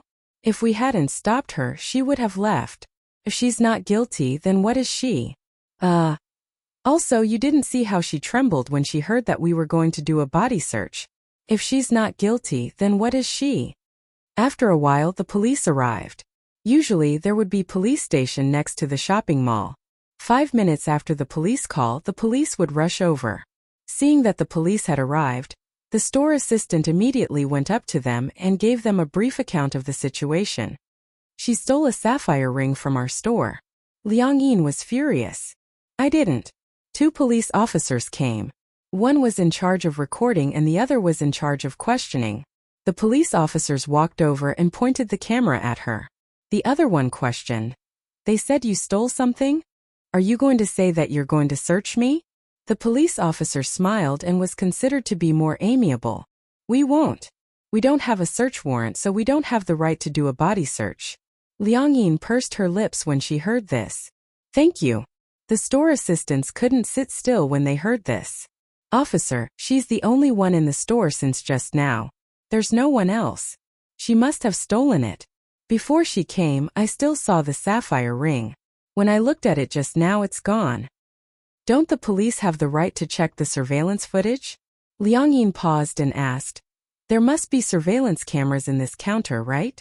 Why don't we just take a look at it?" The shop assistant was a little anxious. "You just don't want to let us search you because you're guilty." Liang Yin said loudly, "Get your facts straight. It's not that I'm guilty. It's just that you don't have the right to do so." "All right. Stop arguing." Seeing that they were arguing, the police officer snorted and said to the shop assistant, "Have you checked properly? Could it have been put away or something? Most people wouldn't dare to touch such an expensive item. We've checked, but there's nothing." "All right. Let's go to the surveillance room and retrieve the footage." The shop assistants and the store manager had no objections. Hence, the police officers brought the store manager and Liang Yin to the mall's surveillance room. When they entered the surveillance room, they showed their police badges, and the police officers instructed the security guards to retrieve the surveillance footage of the Bulgari counter. They adjusted the footage to the moment after Liang Yin entered the counter and watched the footage frame by frame. Chapter 3968. Because she was standing sideways, all that could be seen was her raising her hand. Then she glanced at the price tag and quickly put it down, returning the ring to its original position. However, because of the angle, it was not clear whether she had put it back or not. Seeing this, the store manager started to make a big fuss about it. "So you did touch this ring?" Liang Yin was naturally honest. "I saw it because I thought it was pretty. But when I saw the price tag, I thought it was too expensive. I was afraid that I would damage it, so I put it back." The store manager was obviously convinced that she had stolen something. "From this angle, who knows if you really put it back or not? We only saw you pick it up, but we didn't see you put it back. Look." The store manager pointed at the screen and said, "You're obviously bluffing. Actually, you didn't put it back, did you? Actually, the item is still on you." Liang Yin was furious. "How would I know where the surveillance cameras are? Maybe you've overstepped the mark? Don't be unreasonable. Aren't you obviously trying to search me?"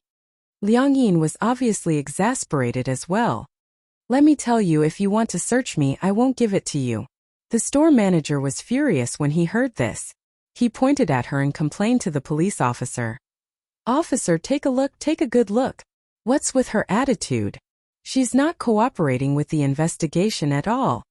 Liang Yin retorted, "Am I a criminal? Why should I cooperate with your investigation?" The police officer chided, "Both of you stop arguing. Calm down. This matter couldn't be concluded based on just a few actions. Aren't you pushing it a little too far if you want to convict her like this?" As he spoke, the police officer turned around and advised Liang Yin, "Miss, I'm sure you've seen the video. Indeed, from this angle, we couldn't have seen you put the item back in its original position. Of course, we don't have the right to search you, but if you're willing to cooperate with us, you can prove that you're innocent. What's wrong with that? Let us check your belongings. If you really don't have anything, you just have to cooperate with us to make a statement and you can go home. Nothing will happen. Liang Yin insisted. I'm only following the rules. Unless you have a search warrant, I promise to cooperate with you. If not, no one has the right. This is also my right. You have no right to violate it. The store manager panicked. Stop putting on an act. Don't you know whether you took it or not? Quickly take it out. Although this sapphire ring wasn't the most expensive one in the store, it was still worth a few 100,000 yuan. If it disappeared for no reason, the store manager would also be held responsible, and he would lose his golden rice bowl. Of course, she was anxious. She might even have to pay for it. How could she afford something that cost hundreds of thousands? As a result, his emotions began to rise. Liang Yin's attitude was still firm. Give up. Do you think I'm the kind of person who would humiliate myself? I'm clearly innocent, so why should I be searched? Only criminals are searched, right? The store manager also clamored. If you're innocent, then why do you look so guilty? Just take out your belongings for us to see. If you really don't have anything, who would be willing to waste time on you? Chapter 3969. Liang Yin was furious. She pursed her lips. She wanted to cry, but she held it in and swallowed her grievances. If she were to show weakness in front of such a person, that would be the greatest insult to her. The two of them continued to waste time. The police were in charge of looking at the surveillance footage. After looking at it, other than the one suspicious point, they couldn't find any problems. They were at their wits' end. Could it have fallen into a corner? The policeman proposed such an idea. The store manager immediately said, "That's impossible. There can't be a blind spot." Liang Yin retorted, "Who knows if you stole it?" The store manager retorted angrily, "Watch your mouth." Liang Yin ignored her and sat down on the chair with her back facing the store manager. She didn't say a word. No matter how the store manager tried to provoke and humiliate her, she tried her best to look indifferent. Soon the regional manager rushed over. When he heard that a ring was missing, he appeared anxious and reprimanded the store manager. "Why is a ring missing all of a sudden? What's going on?" The store manager pursed her lips and gestured at Liang Yin, who was sitting at the table. She said sarcastically, "I suspect that she stole it." The regional manager glanced at Liang Yin and threw a question at the store manager. "Do you have any evidence?" "No." "No, that's bullsh*t. The regional manager said harshly, "If this ring is gone, you can pack your bags and get lost. I can't protect you anymore." The store manager bit her lip and watched the regional manager leave. When she looked at Liang Yin again, her eyes were filled with resentment. "It's all your fault." Without any warning, she suddenly pounced on Liang Yin and gave her 2 tight slaps on the face without any explanation. "You must have stolen it." Liang Yin wasn't one to be taken advantage of. Not to be outdone, she retaliated with a slap. "Don't be unreasonable." The store manager was obviously worried that she would lose her job. She grabbed her clothes and wanted to force her to hand over the ring. "You're not willing to let us search it because you have a guilty conscience. You're not willing, right? This is not up to you." As he spoke, he reached out to touch her pocket. The two of them started to wrestle. However, the store manager was obviously anxious. After a while, Liang Yin was at a disadvantage and was pushed to the ground. Her hair was messy and she was in a sorry state. Covering her burning face, she still stubbornly refused to shed a single tear. The police hurriedly came up to stop them and finally separated the two of them. The store manager shouted, "Officers, she's the thief. Take her back to the police station for investigation. Search her body. I guarantee you'll find something." Liang Yin's eyes were red as she glared at her fiercely. Once again she explained hoarsely, "I didn't." After saying that, he was so angry that his whole body trembled. At this moment his phone suddenly rang. Liang Yin realized that the voice came from her bag. She took out her phone and saw the name Qin Zhou. At that moment, for some reason, tears fell helplessly from her eyes. "Cry. You're still crying. What right do you have to cry?" Liang Yin ignored her. She didn't want to pick up Qin Zhou's call. After all, she was in such a sorry state and she didn't want him to see her in such a sorry state. However, Qin Zhou called again. Liang Yin guessed that something must have happened, so she picked up the call. Chapter 3970. Liang Yin held her breath but didn't say anything. However, Qin Zhou sensed that something was amiss from her heavy breathing. What's wrong? Are you crying? Liang Yin knew that she couldn't hide it any longer. She covered her mouth and choked out, I'm fine. Qin Zhou was sure that she was crying. He knew that she had been wronged. His tone wasn't anxious as he asked gently, What happened? Tell me. Liang Yin didn't want to talk about it. However, Qin Zhou was very capable. His tone was gentle and extremely patient. Soon Liang Yin's psychological defenses were completely broken. I didn't steal anything. She choked out. I really didn't. Why don't you believe me? Qin Zhou finally felt a little nervous. Where are you? I'll come over right away. Seeing that she was stammering, the store manager didn't think twice before snatching her cell phone and speaking into the microphone. Hello? I'm the store manager of the Bulgari counter. May I know how you are related to her? Liang Yin panicked and reached out to snatch her cell phone back. However, the next second, she heard the store manager's suspicious tone. Are you her boyfriend? Boom. It was as if something had exploded in her head. She widened her eyes in shock. Qin Zhou, what did he say over the phone? He claimed to be her boyfriend. She found it hard to believe. In any case, come over here. Your girlfriend is suspected of stealing jewelry and is being detained by the police. The store manager told him the address. 20 minutes later, Qin Zhou arrived very quickly. He had been driving past the department store and had wanted to ask Hua Jin and Liang Yin out for dinner to discuss the contract signing. He had made a call, but when he heard that something had happened, he immediately turned around and rushed over. Qin Zhou pushed open the office door and saw the layout of the room. The police stood beside the surveillance camera while the store owner crossed his arms in front of his chest, looking very arrogant. Meanwhile, Liang Yin was slumped on a chair. Her messy hair covered half of her face and her expression couldn't be seen clearly. However, she was curled up and looked very lonely, like a frightened rabbit. When the store manager saw Qin Zhou, he was shocked. Qin Zhou was wearing a suit. Anyone with a discerning eye could tell at a glance that he was an elite. He was handsome, tall, and had an inviolable aura. For some reason, his appearance made the store manager feel a little guilty. Was this her boyfriend? He seemed to be a wealthy and respectable person. With such a boyfriend, the suspicion of stealing was not high. However, there were also rich people who stole things. Perhaps this woman had some special fetishes. Thinking of this, she forced herself to calm down. Qin Zhou didn't even look at the others. He walked straight to Liang Yin and gently placed his hand on her shoulder. Liang Yin's shoulders trembled slightly. She finally raised her head and looked at Qin Zhou. Tears welled up in her eyes, but they refused to fall. She didn't dare to look at him, afraid that he would see her in such a sorry state. Qin Zhou raised his head and finally glanced at the others. He snorted coldly and said, Can anyone explain this to me?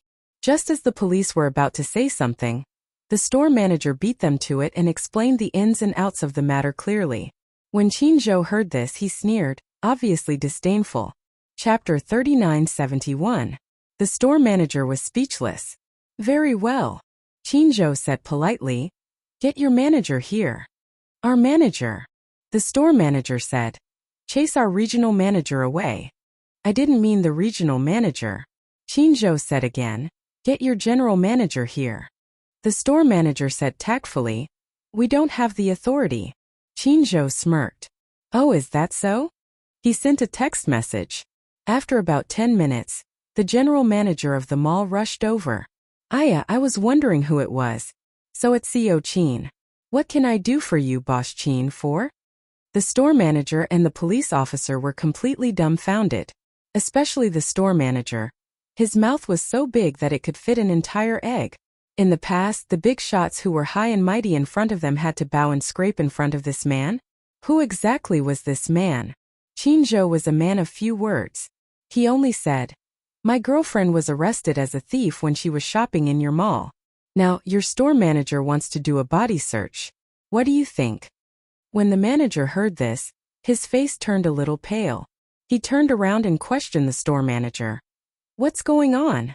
The store manager said submissively, I suspect that she stole something and hid it on her body. I want to check her. She stole something. The manager was dumbfounded. Who is she? She works for CEO Qin. Why would she need to steal? You must be kidding me. But after she touched the sapphire ring, it disappeared without a trace. It's normal for me to be suspicious. The store manager tried his best to explain himself. When Qin Zhou heard this, he found it interesting. What a normal person. He continued casually, It's not that I can't do a body search. My girlfriend is suspected and I have to prove my innocence.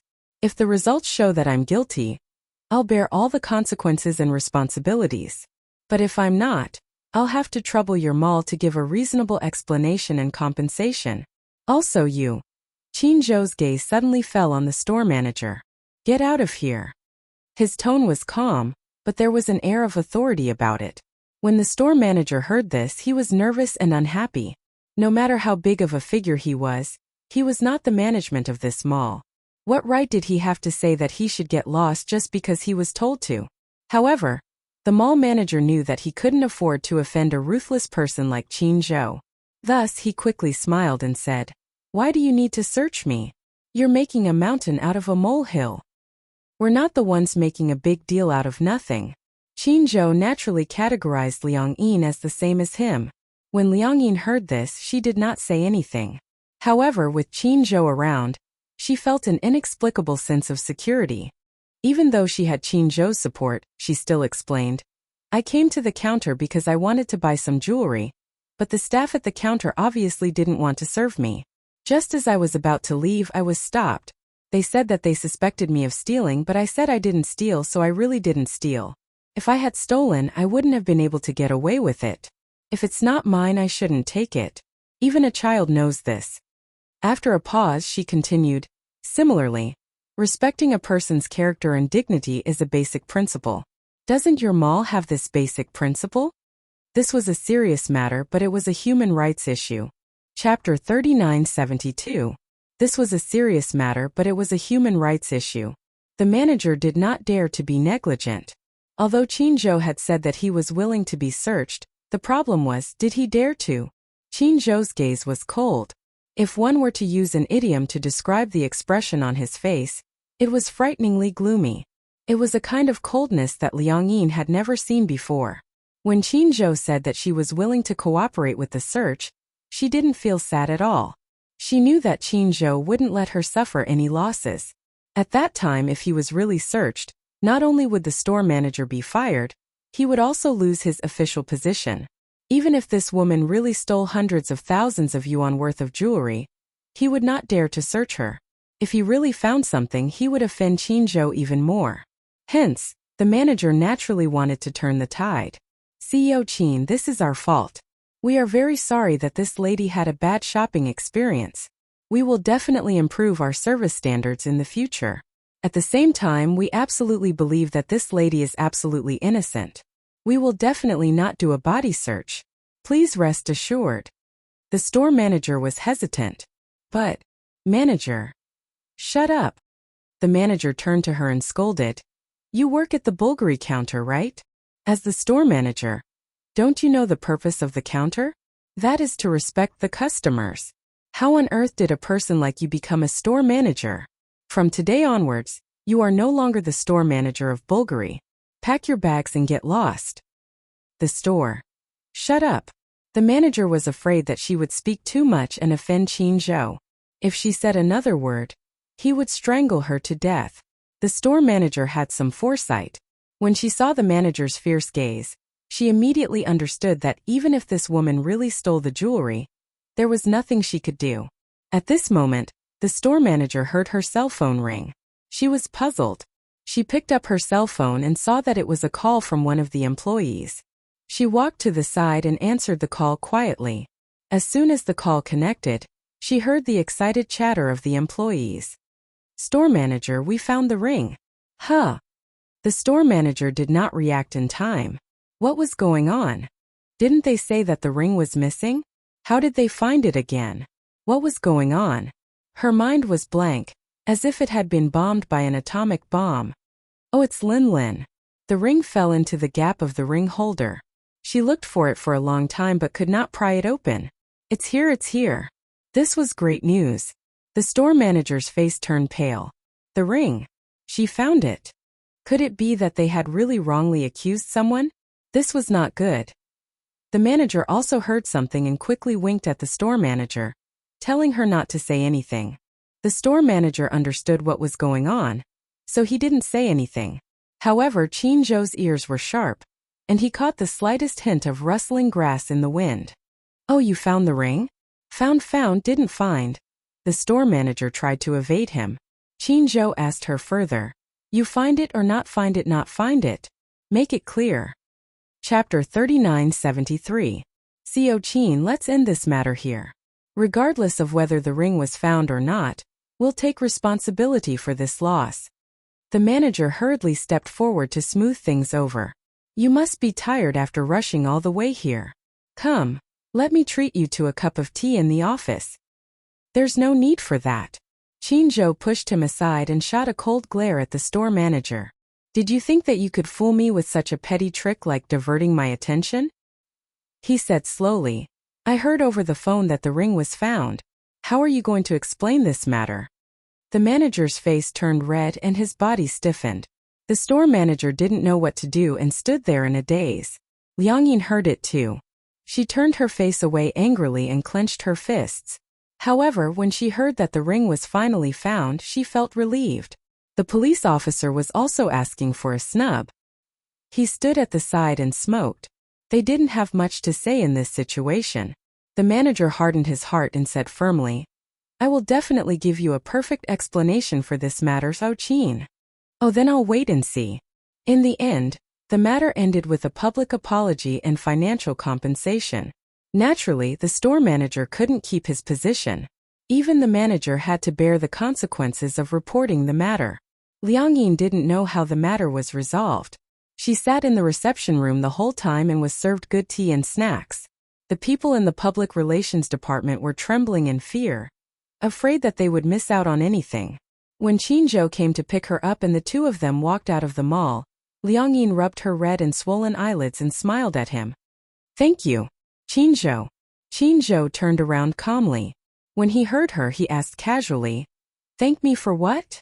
If you hadn't arrived, I wouldn't know how to resolve this matter. You should have told me first. Qin Zhou continued. If I had stepped in, this matter would have been easy to resolve. I'm just angry. Anger appeared on Liang Yin's face. What right do they have to search me? I just feel that it's unfair that they thought I was a thief based on a one-sided view. Actually, a body search isn't a big deal to me. I just didn't want them to get away with it. Qin Zhou smiled. You're extraordinarily stubborn. Liang Yin pursed her lips. She knew that she was a little stubborn. Why did you want to shop at Bulgari? Qin Zhou pretended to ask casually. When Liang Yin heard this, she looked away guiltily and stammered.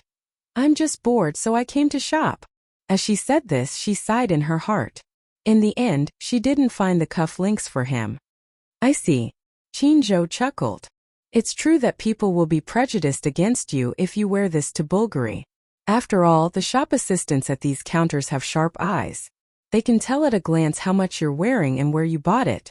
There's also the nouveau riche who's. The nouveau riche won't come to Bulgari. Why? Some of them don't even know what Bulgari is. They only know Chanel, Dior and L'Oreal. Moreover, the more a nouveau riche is, the more he has to wear gold and silver and dress well. When Liang Yin heard this, she raised her eyebrows. All right. Well, I'm too poor to be looked down upon. Qin Zhou silently glanced at her and slowly smiled. Chapter 3974. Tonight? Was he asking her out? Liang Yin asked curiously. What's the matter? It's about signing a contract. I want to talk to you about it. Signing a contract. Liang Yin was really flattered. Is it signing a contract with you? Yes, with Huan Yu, Qin Zhou replied. Liang Yin pondered for a moment. Then, will you be my manager? Qin Zhou heard this and asked with interest. You want me to be your manager? Liang Yi nodded her head vigorously. I think you're very capable and you know how to take care of people. If you're my manager, you'll definitely learn a lot. The most important thing was that she would have more opportunities to interact with him. As the saying goes, the pavilion closest to the water enjoys the moonlight first. Liang Yin actually wanted to put on an act. It would be even better if she could spend more time with Qin Zhou. Actually, this was the best time to confess her feelings. But what if she got rejected? Then it would be very awkward. What if Qin Zhou didn't like her at all? What if she confessed to him and he avoided her instead? In any case, she should try to get him to be her manager first. Then, she could naturally cultivate their relationship. Anyway, there was still a long way to go. There would be more opportunities in the future. Liang Yin muttered in her heart. Seeing that she was in a daze, Qin Zhou didn't say anything. We'll talk about the details later. Also, there's something I want to tell you. If I become your manager, I'll get a very high commission. How high? Liang Yin asked curiously. For the first contract period, it'll be split in 37. 37? Liang Yin did some calculations. It wasn't too high. If she could get 70%, it would be a considerable amount. Seeing that she didn't seem to take it seriously, Qin Zhou reminded her again. You get 30%, I get 70%. Qin Zhou raised his eyebrows. Why? You can't accept it? No. I'm okay with it. Liang Yin looked nervous, as if she was afraid that Qin Zhou would go back on his word. Qin Zhou blinked his eyes and curled his lips into a smile. It seemed that this girl was really interested in him. He couldn't hide his thoughts at all. However, Qin Zhou did not realize that this smile of his was so charming that Liang Yin was bewitched to the point that she was dizzy. Heavens, heavens, how could there be such a handsome man in this world? It turned out that there really was such a person in this world. When he smiled, it was as if there were stars hidden in his eyes. Liang Yin peeked at him, trying to suppress the love in her heart. There are trees on the mountain and branches on the tree. The heart pleases the Lord, but the Lord does not know. Qin Zhou feigned ignorance. However, how could this shrewd man not see that the girl in front of him had feelings for him? Hey, why are you two together? When Hua Jin saw Qin Zhou and Liang Yin appear together, he was so shocked that his eyes widened. Then, as if he had discovered some adultery, his eyes narrowed. You, don't tell me. Liang Yin glared at him. Don't spout nonsense. Hua Jin immediately said aggrievedly, I haven't said anything yet.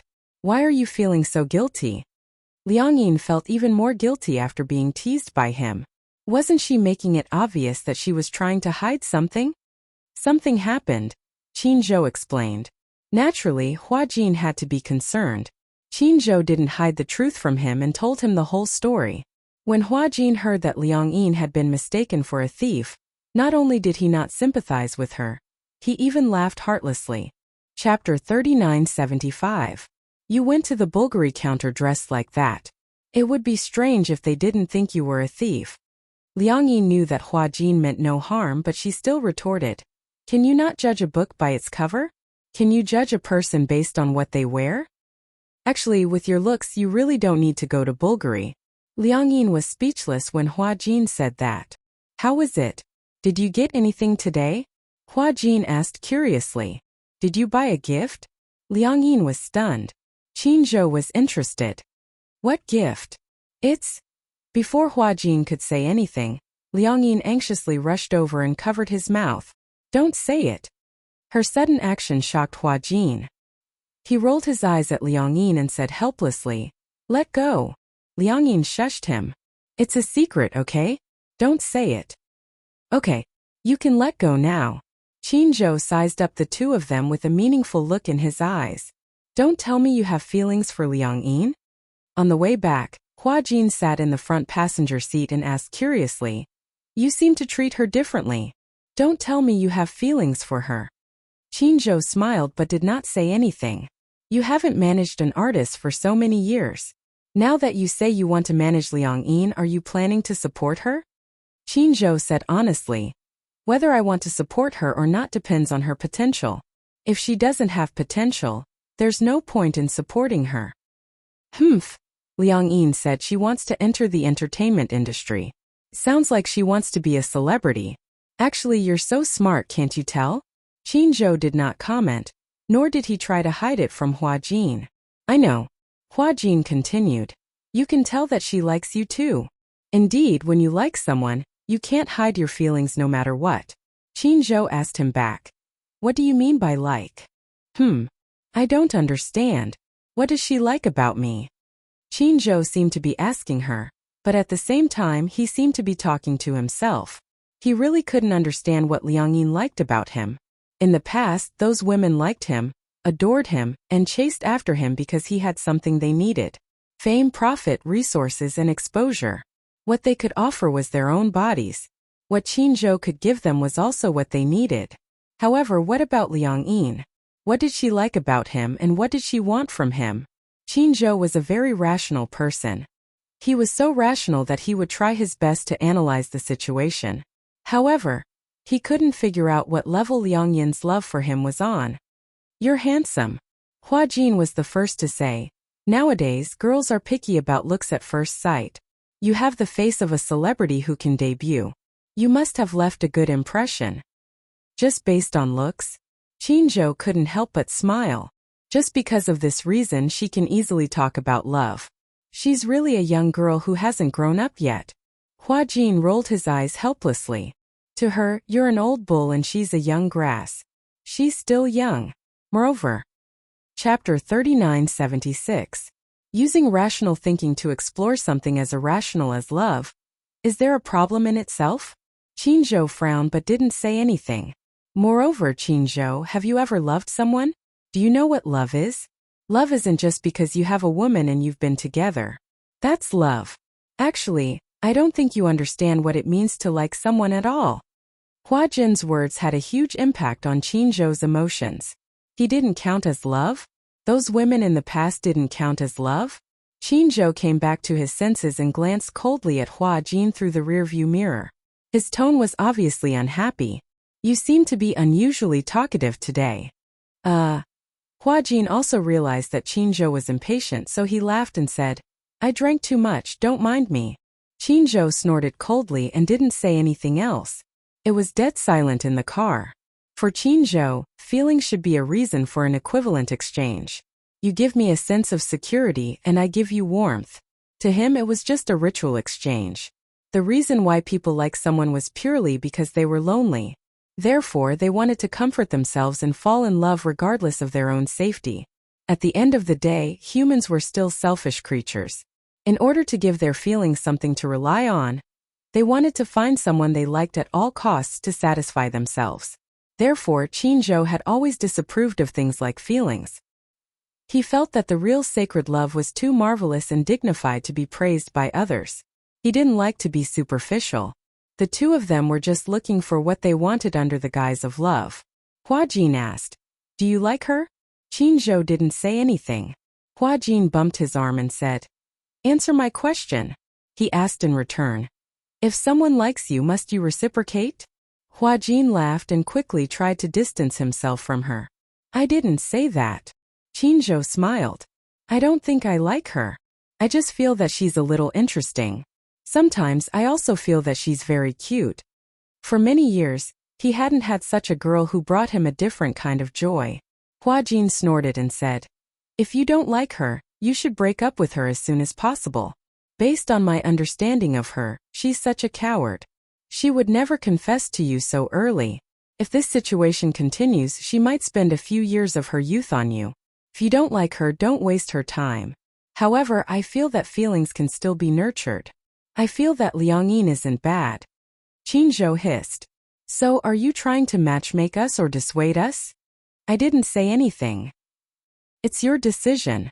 I'm just a bystander. As he spoke, Hua Jin said enviously, It's so nice that there's still such a simple-minded girl in this world. If you like someone, you'll like him. You'll like him silently, and your heart will fluctuate because of his every move. I haven't felt this way in a long time. Unrequited love was the truest feeling in the world. She liked him. Perhaps because of his smile, the world would suddenly become bright and sunny. Perhaps because of his words, the world would become stormy. Chapter 3977. When Qinzhou heard this, his gaze went blank for a moment. Liang Yin returned home, took a shower, brushed her teeth and lay on the bed. She opened the gift box on the stool and inside were 3 pink champagne roses. These were the flowers that the restaurant had given her for dinner and Qin Zhou had given them to her. To her, these were undoubtedly gifts from Qin Zhou. She took a vase from the balcony. After washing it clean, she put in some nutrient soil and filled it with water. Then she carefully placed the 3 champagne roses into the vase. This was the first time in her life that she had received flowers from someone. Even though she knew that roses like these were hard to grow and would wither easily, she still couldn't bear to throw them away. Instead, she took care of them carefully. She placed them on the windowsill. She leaned on the table and stared at the blooming roses in the vase in a daze. This was the time when the roses were at their most beautiful. She was mesmerized for a moment. The next day, she rushed to the set to sign in. As Qin Zhou had arranged for her to join the set, the crew members were especially enthusiastic about her. After arranging for her to stay in a hotel, she was pleasantly surprised to find that she was staying in the room next to Hua Jin's. They were neighbors again. This was good. At least staying next to Hua Jin meant that they were more familiar with each other. On the set, to her, everything was unknown and unfamiliar. Although she had acted for Hua Jin before, now that she had returned to her role, the experience was different. After putting away her luggage, she took out the vase from the tightly wrapped plastic bag and carefully placed it on the windowsill, trying to let it bask in more sunlight. The doorbell suddenly rang. Liang Yin turned around in confusion, thinking that it was Hua Jin. She immediately went up and opened the door, only to see a stranger. No. She was sluggish for a few seconds before she reacted quickly. She recognized the man in front of her as the general manager she had seen at the department store yesterday. "Why are you here?" Liang Yin's face quickly revealed a conflicted expression. It was obvious that she was still brooding over what had happened yesterday. She wasn't a petty person, but she wasn't a magnanimous person either. She would easily throw the unpleasant matter to the back of her mind. Liang Yin asked impatiently, "What are you doing?" "Miss Liang, hello. It's like this. For yesterday's unpleasant matter, we would like to sincerely apologize to you once again. This is a small token of our appreciation. We hope you can accept it." As the manager spoke, the assistant behind him respectfully presented a gift box. The assistant opened the gift box and saw that the exquisite packaging was covered with a thick layer of pink rose petals, and in the middle lay a small but extremely bright jewelry box. The reason why it was described as resplendent was because the surface of the box was inlaid with sparkling and translucent crystals. Liang Yin looked at them suspiciously. "What's this?" "This is a small gift from us. We hope you'll accept it." "Intentions. You'll know when you open it." Liang Yin carefully opened the box, only to see a pile of purple pearl earrings inside. Her expression froze. "Jewels? I hope you like it." The manager's expression was as sincere as it could be. However, Liang Yin did not seem to like it, nor was she happy. Chapter 3978. This is. You're just trying to please Qin Zhou. For some reason, Liang Yin was a little angry. Actually, be it the Bulgari store manager or the manager of the shopping mall, they were all very nice people. "You don't feel guilty at all for wrongly accusing me. We're sincerely apologizing to you." Liang Yin sneered. "Humph, you're apologizing because you're afraid of Qin Zhou. You're afraid that he'll catch up with his drama. You're apologizing not because you respect me, but because you're afraid of taking responsibility." When the manager heard this, he felt very wronged. "Oh my God, isn't that nonsense? Qin Zhou already said that you're his woman. How could they dare to offend you? Miss Liang, please understand. You've indeed suffered a lot yesterday and there were many unpleasant things. I hope that you can calm down and don't take this matter to heart." Liang Yin had no choice but to close the door. The manager immediately blocked the door shamelessly. It was obvious that he wouldn't give up until Liang Yin said, "I forgive you." His face was distorted from sticking to the door, but the manager still didn't intend to give up. "Miss Liang, it's like this." The manager took a deep breath and started to nag. "After you and President Qin left yesterday, I deeply understood the seriousness of this matter. We've already issued a notice to fire the store manager of the Bulgari store and will never hire her again. We swear that if something like this happens again." Liang Yin didn't know what he said or how long he had been talking. Anyway, She only felt that there were countless flies buzzing around her ears. Finally, she couldn't take it anymore and said impatiently, "Fine, fine, fine, I forgive you. Can you not be like a fly, buzzing around my ear non-stop?" Calluses were about to form on her ears. The manager was wild with joy. "Really? You're really willing to forgive me? As long as you disappear from my sight immediately, I'll forgive you. Please stop bothering me, okay?" As soon as she finished speaking, the manager didn't dare to say anything else. He immediately disappeared from her sight with his assistant. Liang Yin was dumbfounded. She didn't know how terrifying Qin Zhou's pressure was, or if Qin Zhou had already pressured the department store without her knowledge. Otherwise, why would the manager come all the way here to ask for her forgiveness? Qin Zhou. In the room, Liang Yin sat curiously in front of Hua Jin. She was puzzled as to why Qin Zhou had such a terrifying influence. At the mention of Qin Zhou, Hua Jin was obviously a little speechless. "I noticed that your recent topics revolve around him. As the saying goes, only by knowing yourself and your enemy can you win every battle." Liang Yin said matter-of-factly, "If I don't understand him, how can I get what he likes?" Qin Zhou used to be a top manager, especially after he made Gu Xingzi famous. Thanks to Gu Xingzi's influence, he managed to get more resources in his hands. Gu Xingzi. Liang Yin was suddenly a little stunned. Didn't Gu Xingzi pass away? Hua Jin sighed as he said this. Chapter 3979. Gu Xingzi was a superstar created by Qin Zhou. Ever since Gu Xingzi's debut, he had never experienced any low points. The two of them made each other what they were, and at the same time made each other. In private, the two of them put aside their work relationship, but at the same time they were very close friends. Qin Zhou rarely used the term close friends to describe someone. Gu Xingzi was the same. The relationship between the two of them was no different from that of a family member. Gu Xingzi's death was a huge blow to Qin Zhou. He used to be humorous and loved to joke, but now he seemed to be a little quiet.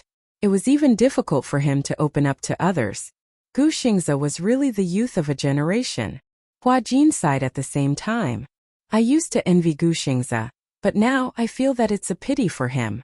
I've always heard that he had depression. Is that right?" "Yes." Hua Jin laughed at himself. "Actually, I'm not surprised. This is a playground. As you can see, when you're filming, no matter how bad your mood is, you have to put your heart and soul into the role. I once saw a very popular actress. Before an interview, because of her low EQ, she kept crying in the waiting room.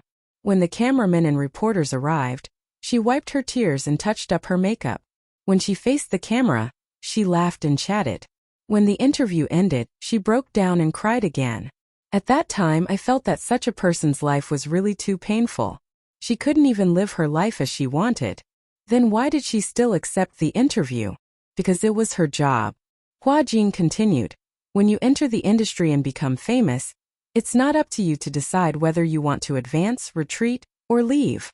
Fortunately, I have a very good manager who can protect me. At least when I'm feeling down, I don't have to pander to anyone, and I don't have to look at anyone's eyes. It's more free." "Yes." Liang Yin asked again. "Have you thought about when you'll end your acting career?" "Didn't I tell you before?" Hua Jin said. "When I earn enough money to travel around the world, I'll decide to quit the entertainment industry." "You still have a utopia in your heart." Liang Yin smiled. "I thought that everyone in this industry, no matter who they are, would want to strive to be the best." "I used to think so too." Hua Jin sighed. "But shouldn't people live for themselves? In fact, I'm quite clear about life. Sometimes, no matter how rich you are, you can't get the life you want. I feel that this kind of life is not what I want. So, since I know what I want, why should I be reluctant to leave things that I shouldn't?" When Liang Yin heard this, she couldn't help but be a little absent-minded. The next day, Huanyu office building. Qin Zhou specially sent a car to pick up Liang Yin and officially sign the contract. In the conference room, Qin Zhou and a few of Huanyu's higher-ups were all present. Liang Yin sat down and Qin Zhou let her have a look at the contract. Liang Yin also looked at it carefully. When she reached the revenue-sharing part of the agreement, she was a little surprised. Qin Zhou had signed a 50-50 split with the company. "Didn't you say it's a 30-70 split?" Qin Zhou smiled and asked, "Didn't I also say that I won't personally manage artists anymore?" Liang Yin was stunned for a moment before she suddenly laughed. You don't keep your word. Chapter 3980. You're going back on your word. You're still pretending to be innocent. Qin Zhou was annoyed and put out his cigarette. Is there a problem? You can bring it up now. After all, we haven't officially signed the contract yet. Any suggestions can still be discussed. You make it sound like I'm signing a contract to sell myself. That's true. Qin Zhou pointed at the contract and said, This is a contract to sell yourself. I'm only concerned about one thing, Liang Yin asked tentatively. If I want to fall in love one day, can I be free to do so? Qin Zhou smiled and said meaningfully, That depends on who it is. Looks like it's really an overbearing contract. You don't even have the basic freedom to fall in love. Qin Zhou snorted. So it's not too late for you to back out now. Liang Yin pursed her lips and smiled, but she didn't say anything. Instead, she grabbed the pen and signed her name directly. At the same time, she pressed her thumbprint. Qin Zhou suddenly asked, Why do you want to enter this industry? Liang Yin raised her head and looked at him seriously. She answered honestly, I just want to become a better woman. Only by becoming better could she be a match for him. She couldn't muster up the courage to confess because she felt that she didn't have the confidence to be in a relationship with such a good man. Only when they were on the same level could their relationship last longer. Liang Yin felt that she wasn't good enough, so she wanted to work hard to become better.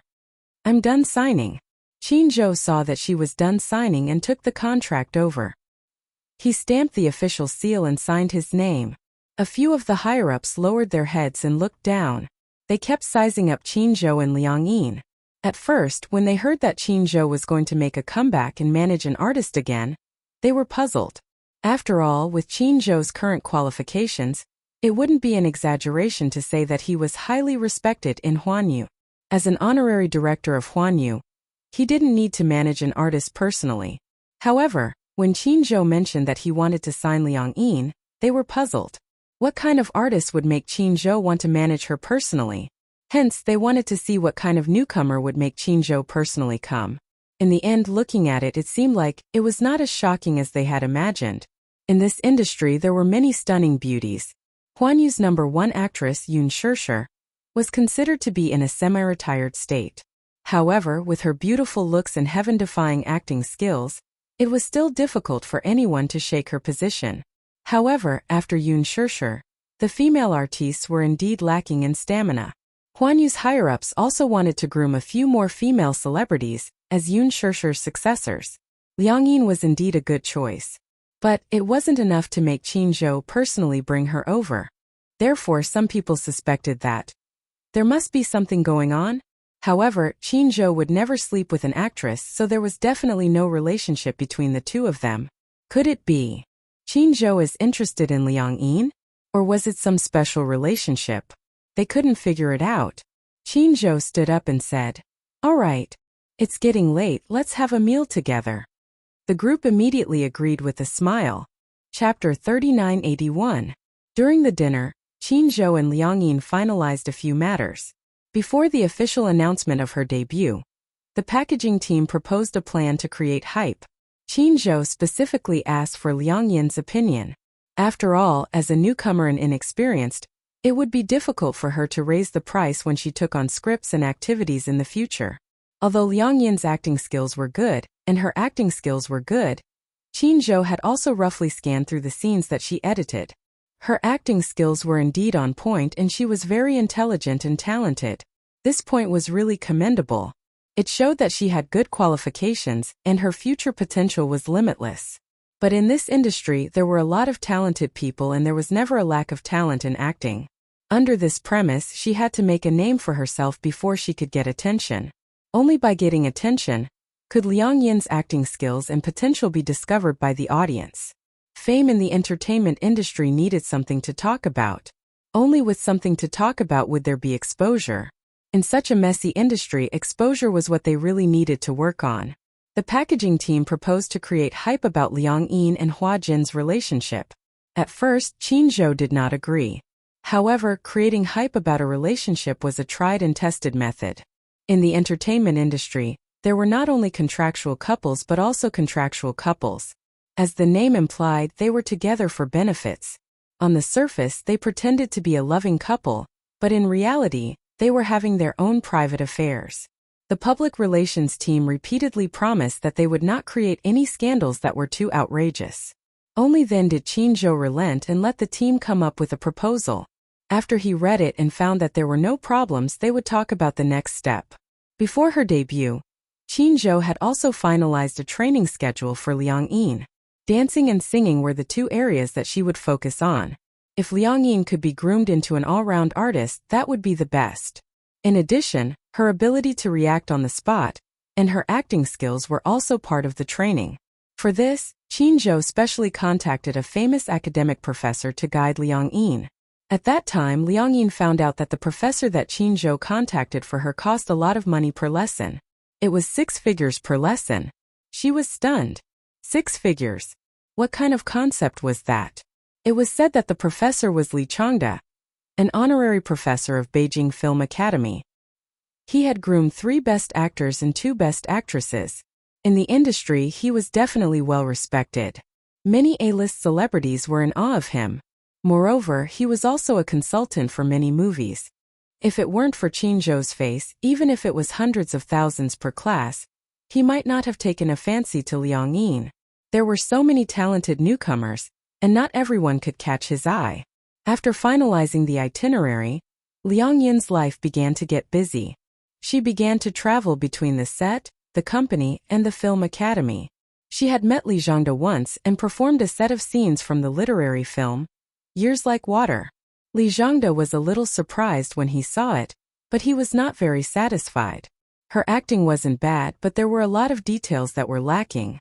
He thought that Liang Yin was a science student, so he was very strict with her. Seeing that she even had problems with the basic positioning, Li Zhangde criticized her severely. Liang Yin gritted her teeth and accepted it. She did not say anything. She was not a science student. She felt that since it was a class, it would not be bad to be strict. In the end, he was scolded badly by the end of the class. Chapter 3982. This Li Zhangde is too fierce. Every time they returned to the hotel, Liang Yin would start complaining. She knew that Li Zhangde was an excellent mentor. The stricter he was, the better it would be for her. However, Li Zhangde's expectations of her were too high. She had already tried her best, but he was always able to pick out the smallest mistakes in her performance. People aren't born to be good at acting. You're lucky to have such a good mentor like Li Zhangde to help you hone your acting skills. What about me? At this point, Liang Yin couldn't help but be curious. Didn't Qinzhou hire a mentor to teach you acting? It's not like my previous manager was Qinzhou.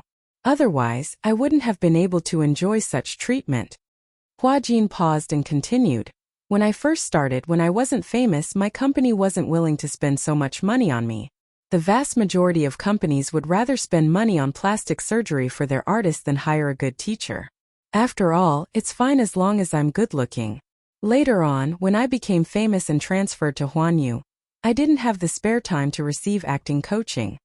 When Liang Yin heard this, she couldn't help but be suspicious.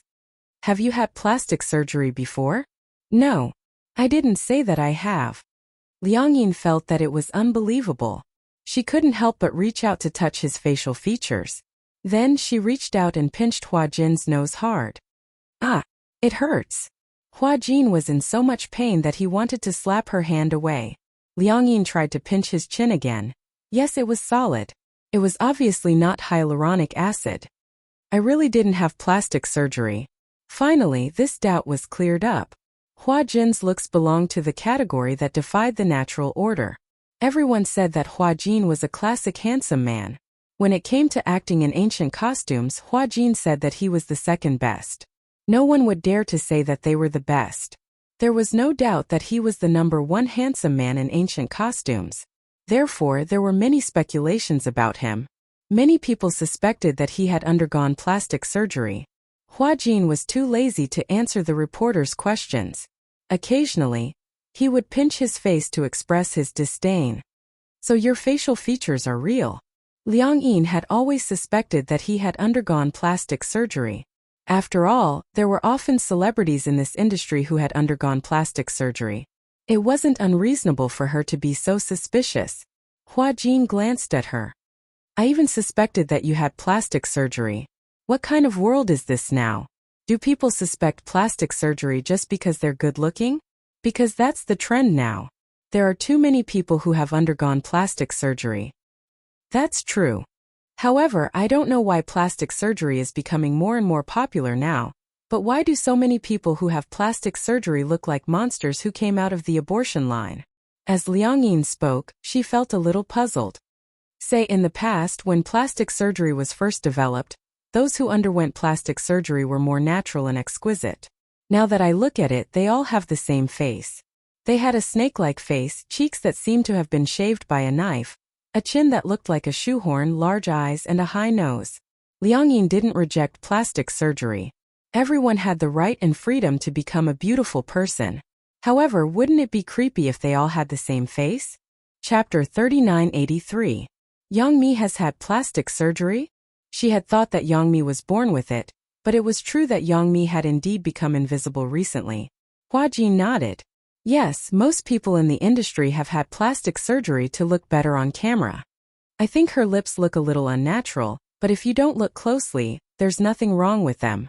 Hua Jin began to reveal. Her lips have had surgery to make them pouty. She even had a smile at the corner of her mouth. Her dimples were also done through surgery. Liang Yin was speechless. Then, she started to gossip. Has Yun Shishir had plastic surgery before? What do you think? I think she's very pretty and her facial features are very natural. It doesn't look like she's gone under the knife. Most importantly, I feel that her temperament is really good. She's a goddess. Of course, Shishir is a natural beauty. For some reason, when Liang Yin praised Yun Shishir, Hua Jin was especially pleased. He was even happier than when she praised himself. I've seen her in The Green Apple. Although at that time teen films were always criticized, this movie between her and Gu Xingze is simply a classic teen film. I don't think anyone can surpass it. Hua Jin said.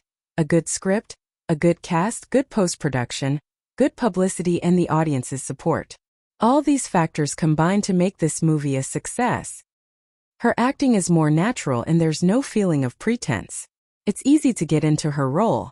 When she cries, I can even feel her real heartache. Just like Yang Mi's crying scene, it feels like she's moaning for no reason. There were many scenes where I felt that she couldn't cry and just squeezed out a few tears to appease the audience. Ha ha ha. Hua Jin couldn't stop laughing. Actually, I don't hate Yang Mi, but I don't like her either. But as you said, I still have to prove her innocence. What? In the past, Yang Mi's acting skills were very good. After all, she was an acting student and was also Suka's favorite student. When she first debuted, her acting skills were still very good. Later on, perhaps because there were too many fillers on her face, her expression became more stiff. Moreover, her mac is filled with hyaluronic acid. Her crying and laughing are not very natural and look fake. It's not because of her acting skills. If that's the case, then I've wronged her. She sighed. The female celebrities from the previous generation are the ones who are truly peerless. That's the filter of that era. It's blurry and hazy, and the facial lines aren't very deep. If we were to use high-definition cameras to take pictures, the pimples and acne would all be exposed. As he spoke, Hua Jin continued. However, I pay more attention to temperament. I think that in terms of temperament, no one can compare to our Shishir. Good. Your Shishir is the most beautiful and has the best temperament. That's the truth. The two of them chatted in the room and even finished memorizing the script. Perhaps it was too boring. The two of them started gossiping and only went to bed when it was very late. Li Zhangda's class was held once a week. Qin Zhou obviously spent a lot of money on Liang Yin. One class cost 100,000 yuan. It was said that Qin Zhou was a big shot and gave her a friendly discount. Chapter 3984. Initially, Li Zhangda was moved by Qin Zhou's sincerity. Later on, he really felt that Liang Yin was a good seedling, so he taught her seriously. During the 5th period, Liang Yin thought that she would have to spend another period in Li Zhangda's bubble. She did not expect Li Zhangda to praise her for the first time. You acted well. Li Zhangda gave such a comment. When Liang Yin heard it, she was instantly overjoyed. Don't underestimate these words. Coming from Li Zhangda's mouth, it was a huge compliment. But don't be too smug. Li Zhangda muttered. Young people, don't get complacent just because of a little praise. Keep your cool and think about the details. It's rare for you to praise me. Can't you let me be happy for a while? Liang Yin said coquettishly. After a few classes, she left a good impression in front of Li Zhangda. Li Zhangda also gradually liked this humble student. She did not hold back and gave everything she had. The profession of acting is actually derived from dramas. In the past, when there were no dramas or movies, a stage was set up. A few people dressed in clothes would sing and dance on it, and the audience would be entertained. Later on, the film industry in China started to develop. The first drama, A Mouthful of Vegetable Pancakes, was filmed, and there was such a beginning. After a pause, Li Zhangda continued. Life is like a play, and a play is like life. A truly good actor can act out all kinds of situations in the world. Whatever he or she acts, he or she can act out. Aside from some people having talent, most of them have to learn. Look, in the past, there was an artist who, in order to draw a good character, sat on a chair on the street and observed the expressions of everyone passing by. Only then could he draw out the spirit of the character. First of all, you have to know what you are acting as and what you look like. For example, if you are acting as a police officer, you have to portray that righteousness. Carefully analyze the character's personality and expression. Through daily observation, life experience is also an important part. Otherwise, why would some people go to a mental hospital to experience mental illness for a few weeks? Li Zhangda continued. Also, the most important thing is that you have to understand the script, carefully understand the character's psychology, and be immersed in the character. To be an actor, one must first get into character. Otherwise, it would be impossible to expect the audience to get into character. Also, you're still lacking in the basics of your lines. You should practice more. You should know that none of my students use post-production dubbing. It's only in China that we have dubbing actors. In the past, the foreign dubbing actors were all actors. When they dubbed for animations and foreign translated films, they would read their own lines. In China, look at the youngsters nowadays. Some of them can't even speak Mandarin well and come to act. What a disgrace. It was obvious that Mr. Li was dissatisfied with the current entertainment industry. After listening to his complaints, Liang Yin ended the class for the day. Qin Zhou happened to be free, so he took her back to the hotel. Along the way, Liang Yin was very happy. She boasted to Qin Zhou. Today the teacher performed for me. He said that I've improved a lot. Qin Zhou laughed. That's a good thing. That's right. You don't know how difficult it is to get him to perform alone. As Liang Yin spoke, she probed. Say this class costs 100,000 yuan. Are you going to pay for it? The company will pay. Chapter 3985. The company will pay for it. Then, Liang Yin was a little worried. What if I can't earn it back? Qin Zhou smiled. The artists I take care of only earn too much. There's no such thing as not earning enough money. Usually, packaging a newcomer from debut to fame will cost at least a few million. This is nothing. You don't have to worry about it. Liang Yin swore. I will act well and not let you down. The most important thing is not to let yourself down. Okay. A week after signing the contract, the signing fee was transferred to Liang Yin's account on time. Early in the morning, Liang Yin had just woken up when she heard a ding from her phone. She picked up her phone and saw that there was a message showing that money had been transferred to her account. She opened it to take a look and was so shocked that she sucked in a breath of cold air. So much money. She had thought that 1 million was already a sky-high price. She did not expect Qin Zhou to be so generous. Just the signing fee alone was 5 million. 5 million for a newcomer. What kind of concept was that? Hua Jin's signing fee was only 100,000. It was obvious that he had good potential and could be packaged into a money tree in the future. It was impossible for a normal newcomer to sign a contract with a company like Huanyu. Even if they were to sign a contract, most of them would be supported by rich people. Moreover, Huanyu would be given a considerable amount of packaging fee to package the artist. Liang Yin was the only one who had made her debut with nothing, and even received a signing fee of 5 million yuan. Liang Yin was so shocked that she was dumbstruck. She called Hua Jin. Holding her phone, she said in surprise, Hua Jin, I'm rich. 5 million.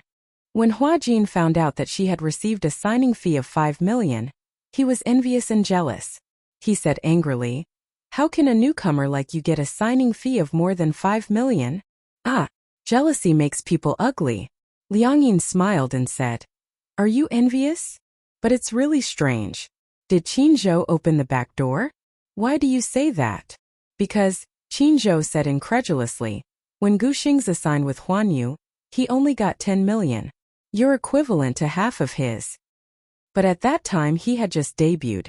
In that era, 10 million was far more valuable than 10 million now, right? "That's true."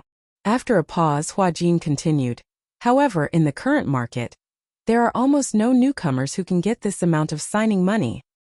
He said suspiciously, "Could it be that Qin Zhou has an unspoken rule? Don't talk nonsense." Liang Yin snorted. "Are you jealous? Could it be that Qin Zhou is interested in you?" Liang Yin blushed. "How is that possible? Why not? Then I really can't figure out why Qin Zhou would give you so much for signing the contract."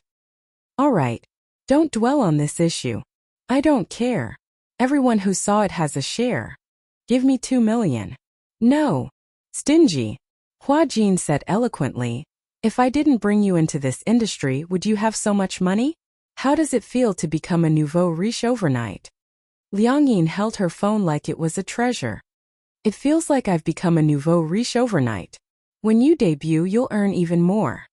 Chapter 3986. Who would want to have a feast like yours? Hua Jin paused for a moment and immediately smiled. "Unless it's a year-long feast, then it would be reasonable." Liang Yin immediately cried out in grievance, "Are you a vampire? A year-long feast? Based on your appetite, it's going to be Michelin every day. How can I survive?" "I don't care. 1 month. Half a year. 2 months. Half a year. 3 months. Hua Jin raised his eyebrows and slammed the table. "All right, deal." Liang Yin was stunned. He wasn't going to call her that? She seemed to. She had been tricked. But since she had said it, she had to do it. The next day, Liang Yin immediately made an appointment with Hua Jin and Qin Zhou at a restaurant. She planned to treat them to a feast as a celebration. As soon as he heard that Liang Yin had invited Qin Zhou, Hua Jin immediately felt that there was an ulterior motive. Could it be that this guy wanted to use their relationship to get closer to Qin Zhou? Hua Jin's scenes ended early, but Liang Yin's scenes were delayed by the director until very late. This was a small misunderstanding. It turned out that Hua Jin wanted to have an early dinner, so he told the director in advance that he had something to do in the evening and hoped that he could finish his scenes early.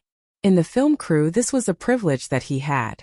Recently, the director had been quite satisfied with Hua Jin's performance. In addition, he was in a good mood recently and was pleased with his success, so he agreed readily. Who would have thought? The director had scheduled his scenes to be filmed first, but in the end, the scenes of the other supporting roles were delayed. In the end, Liang Yin's scene with the female lead was scheduled for last. By the time they finished filming, it was already past 5 p.m. If Hua Jin hadn't made a call to the restaurant, they wouldn't have been able to keep their reserved seats. In the end, there were even later scenes. Qin Zhou said that he would be late for a company meeting. In the end, they had to wait for an hour. Liang Yin and Hua Jin sat in the dining room and looked around. Seeing that Qin Zhou hadn't come yet, they were a little disappointed. "When exactly is he coming?" Liang Yin asked Hua Jin curiously. "Is he always this busy?" "Yes." Hua Jin nodded and said, "After all, Qin Zhou is one of Huan Yu's higher-ups. He's in charge of Huan Yu's affairs, so he must be very busy." "I see." Liang Yin lowered her head. At this moment, Hua Jin happened to look past her and saw the woman who walked into the restaurant and slowly walked towards the booth. "Isn't this Li Jing?" "Li Jing?" Liang Yin furrowed her brows. "That name sounds familiar. I think I've heard it somewhere before." "Are you stupid?" Hua Jin reminded her. "This is the Li Jing who was sent flying by the director before you joined the cast. She was the one who was supposed to play the role of Ubisoft." I remember now. Is she the woman you mentioned before who got pregnant and had an abortion which delayed the filming process?" "Yes." Liang Yin felt inexplicably guilty and didn't dare to look back. Where did she go? Did she see me? Why are you so guilty? I don't know. It feels weird.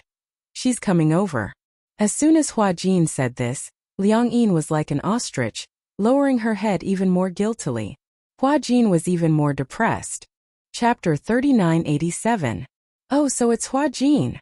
Even though Hua Jin disliked her, he still smiled politely. Hello. Why are you here? Are you having your meal here too? As Li Jing said this, she turned around and glanced at Liang Yin. Her expression changed. She felt that this woman, who had her head lowered, was strangely familiar, but she couldn't recall her name. After a long while, she suddenly got a shock and her brows furrowed even deeper. It was her. Some time ago, one of the crew members she got to know had sent her a photo that was secretly taken of Liang Yin on the set. One was the side of her face, the other was the front. Even though it was a little blurry, Liang Yin's facial features were still recognizable. Hence, Li Jing recognized at one glance that the woman sitting in front of her was Liang Yin. It's you, Liang Yin. Li Jing immediately curled the corners of her mouth, smiled and greeted him generously. Seeing that she couldn't hide anymore, Liang Yin could only brace herself and raise her head. She forced a smile and said, Hello, Senior Li Jing. Ha ha ha, I don't think you should call me senior. Li Jing didn't know why, but she felt that the stiff smile on Liang Yin's face was extremely dazzling. It was a little forced, like a smile that wasn't a smile. She even felt that Liang Yin's smile had a hint of malice and mockery. Could it be that she was looking down on her?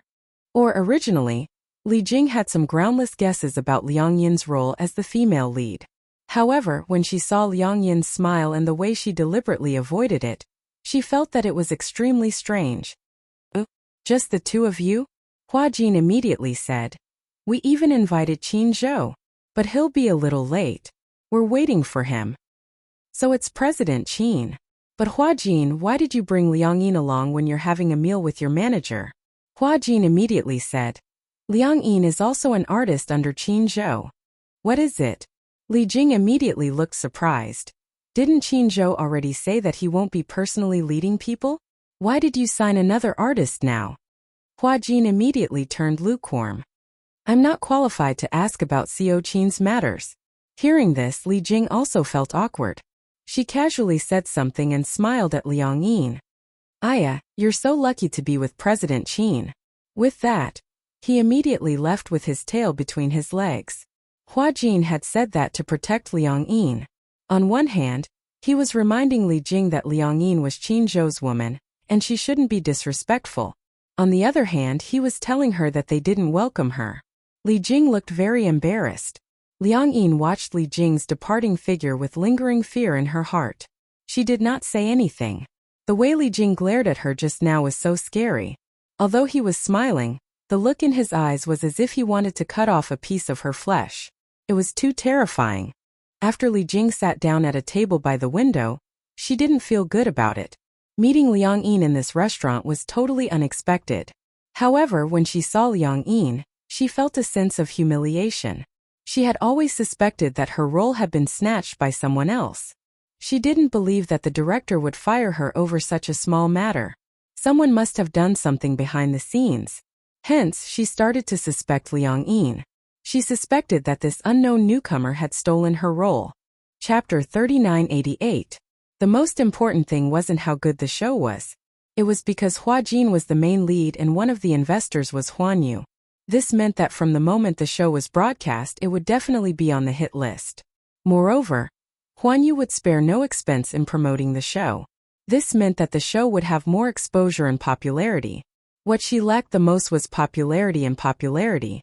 What she lacked the most was popularity and popularity.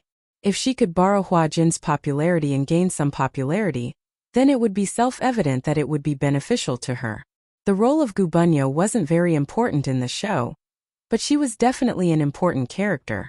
Moreover, she had a good personality and would definitely attract a lot of fans. She was counting on this role to take her career to the next level.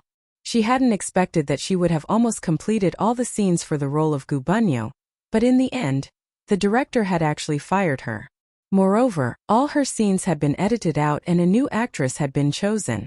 This new actress was Liang Yin. How could she not hate her? Li Jing sat in the booth. From her angle, she could see Liang Yin's face. She saw Liang Yin and Hua Jin sitting opposite each other on their phones, as if they were very familiar with Hua Jin.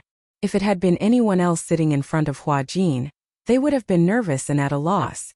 Just like her. With her status, she didn't have the right to sit at the same table as Hua Jin.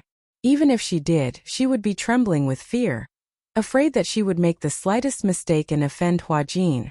On the other hand, Liang Yin acted as if she and Hua Jin were friends. Li Jing was even more suspicious of her relationship with Qin Zhou. Could it be that Liang Yin and Qin Zhou were very close, so Hua Jin also saw her as a close friend? After all, Qin Zhou was his superior. In that case, one couldn't help but wonder what methods Liang Yin had used to get to the top. Li Jing had been secretly observing them. She saw Hua Jin look at the time and suddenly call the waiter over. After a few words, the waiter started to serve the dishes one after another. It seemed that he didn't intend to wait any longer. The two of them chatted as they ate. Liang Yin looked out of the window from time to time, as if she was waiting for Qin Zhou. Not long after, Li Jing saw Liang Yin stand up and walk towards the bathroom. She also stood up and followed her into the bathroom. Liang Yin walked out of the bathroom. Just as she walked to the sink, she bumped into Li Jing. She was shocked and immediately reacted. The corners of her mouth stiffly twitched. "Senior Li Jing, why are you here? Speak." Li Jing opened her mouth without warning, but her tone was like a judge. "How did you get the role of Ubisoft?" Liang Yin's heart trembled. She said honestly, Hua Jin told me that the role of Audiobook is being reselected. He was the one who helped me get the chance to audition. Humph. Li Jing didn't go straight to the point either. Instead, she beat around the bush and said sarcastically, "I was wondering why the director sent me away for no reason. So it's because of you. You stole the role." Liang Yin was a little surprised when she heard this. It sounded as if Li Jing was suspecting that she was the one who had secretly snatched the role. Liang Yin felt that she had been misunderstood and felt a little wronged. Chapter 3989. But the problem was, didn't the director fire her out of anger because she had messed around in the production team and got pregnant and had to go for an abortion, causing many actors in the production team to wait for days in vain? Hua Jin was the one who told her about this, so it should be quite credible. Why did she push all the blame onto her just by opening and closing her mouth? Liang Yin smiled and immediately said, "Senior Li Jing, you're wrong. I didn't steal your role. What right do I have to steal it from you? I didn't use any underhanded means to get this role. A clean conscience is not afraid of a crooked shadow.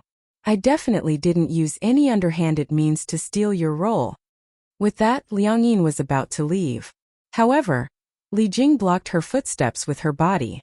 A clean conscience is not afraid of a crooked shadow? What a clean conscience is not afraid of a crooked shadow. Then shouldn't you explain why Huan Yu's top manager, Qin Zhou, no longer manages artists and retired behind the scenes? Why did he make a comeback and manage an unknown newcomer like you? At that time, her attitude was still very polite. If this Liang Yin was related to Qin Zhou, she would have a way to back off. Liang Yin pursed her lips and said, "My relationship with CEO Qin isn't what you think. I don't know why he signed me, but it's my honor that he's willing to manage me. Also, CEO Qin is a very nice person. Please respect him and don't speculate about our relationship." Moreover, what was the relationship between her and Qin Zhou? Why should she report it to her? "Both of you?" Li Jing said coldly. "Did something happen? You don't have to hide it. Since we're both in this industry, don't think that you can hide your dirty tricks from others. To put it nicely, it's just a fig leaf. Who doesn't know how you got to where you are? But who asked you to have such a pretty face? Otherwise, you wouldn't have been able to seduce Qin Zhou. But I'm really envious of you. What kind of man is Qin Zhou? He's so high and powerful. It's your fortune to be able to seduce him." Liang Yin was stunned. She didn't expect Li Jing to speculate about her relationship with Qin Zhou so maliciously. When it came to Qin Zhou, she immediately became serious. Please show some respect. She was extremely protective of Qin Zhou. She didn't want Qin Zhou to be judged as such an ugly person because of her. What? Li Jing smiled. Don't think that I don't know what kind of person Qin Zhou is. When he signed Yun Shirshir, I heard that Yun Shirshir had done a lot of dirty things in order to get to the top. What a pity for Mu Yaja of Xingyu Financial Group. Such a grand wedding was given to such a filthy woman. He must have been cuckolded by a thick stack. Pa! Liang Yin didn't even think before throwing a slap at her. She said angrily, "You're not allowed to criticize Yun Shirshir like that." She had only interacted with Yun Shirshir a few times, but she had left a very good impression in her heart. It wouldn't be an exaggeration to say that she was a goddess. She had also seen the real Mu Yaja and Yun Shirshir. It seemed that they were a very loving couple. She absolutely didn't believe that Yun Shirshir was the unscrupulous and promiscuous woman that Li Jing said. Li Jing's blasphemy finally made her explode. Chapter 3990. During the trip to the hot spring, Yun Shirshir and Mu Yaja had taken good care of her. Liang Yin also knew what kind of person Yun Shirshir was. She was Mu Yaja's wife, the wife of the CEO of the Shangyu Corporation, and the goddess of the entertainment industry. Her status was so high that no one could shake it. Li Jing's blasphemy finally made her explode. She was gauging the heart of a gentleman with her own mean measure. No one would believe that Yun Shirshir would ignore Mu Yaja's protection and run off to flirt with another man. It was not that Qin Zhou was not as outstanding as Mu Yaja, but Yun Shirshir did not have to do that. Moreover, Qin Zhou and Mu Yaja were close friends. With Mu Yaja's methods, there was nothing that could be hidden from him. He and Qin Zhou were so close, which only proved that there was nothing between Qin Zhou and Yun Shirshir. It was one thing for Li Jing to criticize her, but she even humiliated Qin Zhou and Yun Shirshir. This was something that Liang Yin could not stand. "You're not allowed to humiliate Qin Zhou and Yun Shirshir like this," Liang Yin said angrily. "Li Jing, I respect you as my senior, so I've always been very polite to you. But don't take my respect for you as a disrespect. People care about their dignity. Do you think others don't know why you were kicked out of the production team?" Hearing this, Li Jing's face changed and turned ashen. "What do you mean by that?" Liang Yin snorted and said, "Almost everyone is spreading the news about you fooling around in the production team. There's no smoke without fire. You can't deny this, right?" Li Jing's face darkened. "What nonsense are you talking about? Whether it's nonsense or not, you know it in your heart. Do you still need me to say it? Who did you hear this from?" Liang Yin did not expose Hua Jin. She subconsciously felt that Li Jing was a rather sinister woman. She had also heard that anyone who could enter the entertainment industry definitely had some tricks up their sleeves. Therefore, she did not dare to reveal what Hua Jin had said. She only said, "It's not just one person who said that. It's spread throughout the crew. Everyone doesn't say it on the surface, but in their hearts they all know why the director sent you flying. So don't suspect that I'm the one who squeezed you out and stole your role. If you acted well and the director was satisfied, would he need to send you away?" "Humph." Li Jing immediately calmed down and sneered, but there was obvious sarcasm. "Do you think I don't know? Was the director satisfied? My acting skills are not something a fledgling like you can compare to." "Ha!" Liang Yin didn't want to waste her breath arguing with this kind of person. She knew that Li Jing was mocking her. She must have followed the unspoken rules of the assistant director. She was no longer the Liang Yin of the past. She couldn't tell what was going on, but she couldn't be bothered to point it out. It wouldn't do her much good to argue with a narrow-minded person like Li Jing. So she brought Qin Zhou into the picture. "As you know, I'm an artist personally managed by Qin Zhou. Just like you said, if I really relied on underhanded means to get to where I am, aren't you afraid of offending me and Qin Zhou?" Qin Zhou had previously told her, if they were to encounter any troublesome matters, then they would not hesitate to use his name to suppress the situation. In the entertainment industry, there was no situation that Qin Zhou couldn't handle. Sure enough, when she heard Qin Zhou's name, Li Jing did retreat. Just as Liang Yin thought, she really didn't dare to offend Qin Zhou. Chapter 3991. Liang Yin didn't want to be entangled with her any longer and returned to her seat. At that moment, Qin Zhou had already arrived. Liang Yin sat down slowly. When she saw Qin Zhou, she put aside the unhappiness from earlier and said to him, "Why are you so late? You still have the cheek to talk about Qin Zhou." Hua Jin complained, "Didn't you go to the washroom? Why did you take so long?" As he spoke, Hua Jin noticed from the corner of his eye that Li Jing had also returned to the seat next door with a gloomy face. He could not help but feel suspicious. Seeing that Li Jing had also returned from the direction of the restroom, he asked Liang Yin, "Was she in the restroom just now?" "Yeah." "She didn't deliberately make things difficult for you, right?" Hua Jin probed with concern. Liang Yin immediately smiled. "She knows that I'm under Qin Zhou, so she wouldn't dare to make things difficult for me." Humph, humph, humph. She's like a fox assuming the tiger's might. Hua Jin laughed. When Qin Zhou heard this, he more or less understood what was going on. Meeting Li Jing here by chance, Li Jing knew about Liang Yin. She also knew that the role of Gu Huanyao had been replaced by Liang Yin. Losing such an important role was enough for Li Jing to be depressed. It was inevitable that she would wonder what methods Liang Yin had used to get the role. Qin Zhou kept this matter in his heart and planned to deal with this stumbling block later. Even though Li Jing wasn't an important role, it was necessary to show her who was the boss. Liang Yin hadn't officially debuted yet. This thorn in her side definitely couldn't be left alive. "Let's eat," Qin Zhou said. Liang Yin and Hua Jin looked at each other and started eating. As Qin Zhou ate, he asked, "The day after tomorrow is the little princess's birthday. Have you thought of a gift?" Hua Jin slapped his forehead. "I haven't bought anything yet. I don't know what to buy. Soon Yueyao would turn 3. This child's gift was the hardest to think of. Giving her jewelry would be too tacky. After all, the other party was a 3-year-old child. The gold and silver jewelry were all given by the older generation. Children would definitely like children's items, but this was the most difficult thing to imagine. Building blocks? The Mu family's children's room was filled with the most popular toys. Yueyao's second brother was the chairman of Laji Holdings. It could be said that all of Yueyao's childhood toys had been bought by Yu Yu.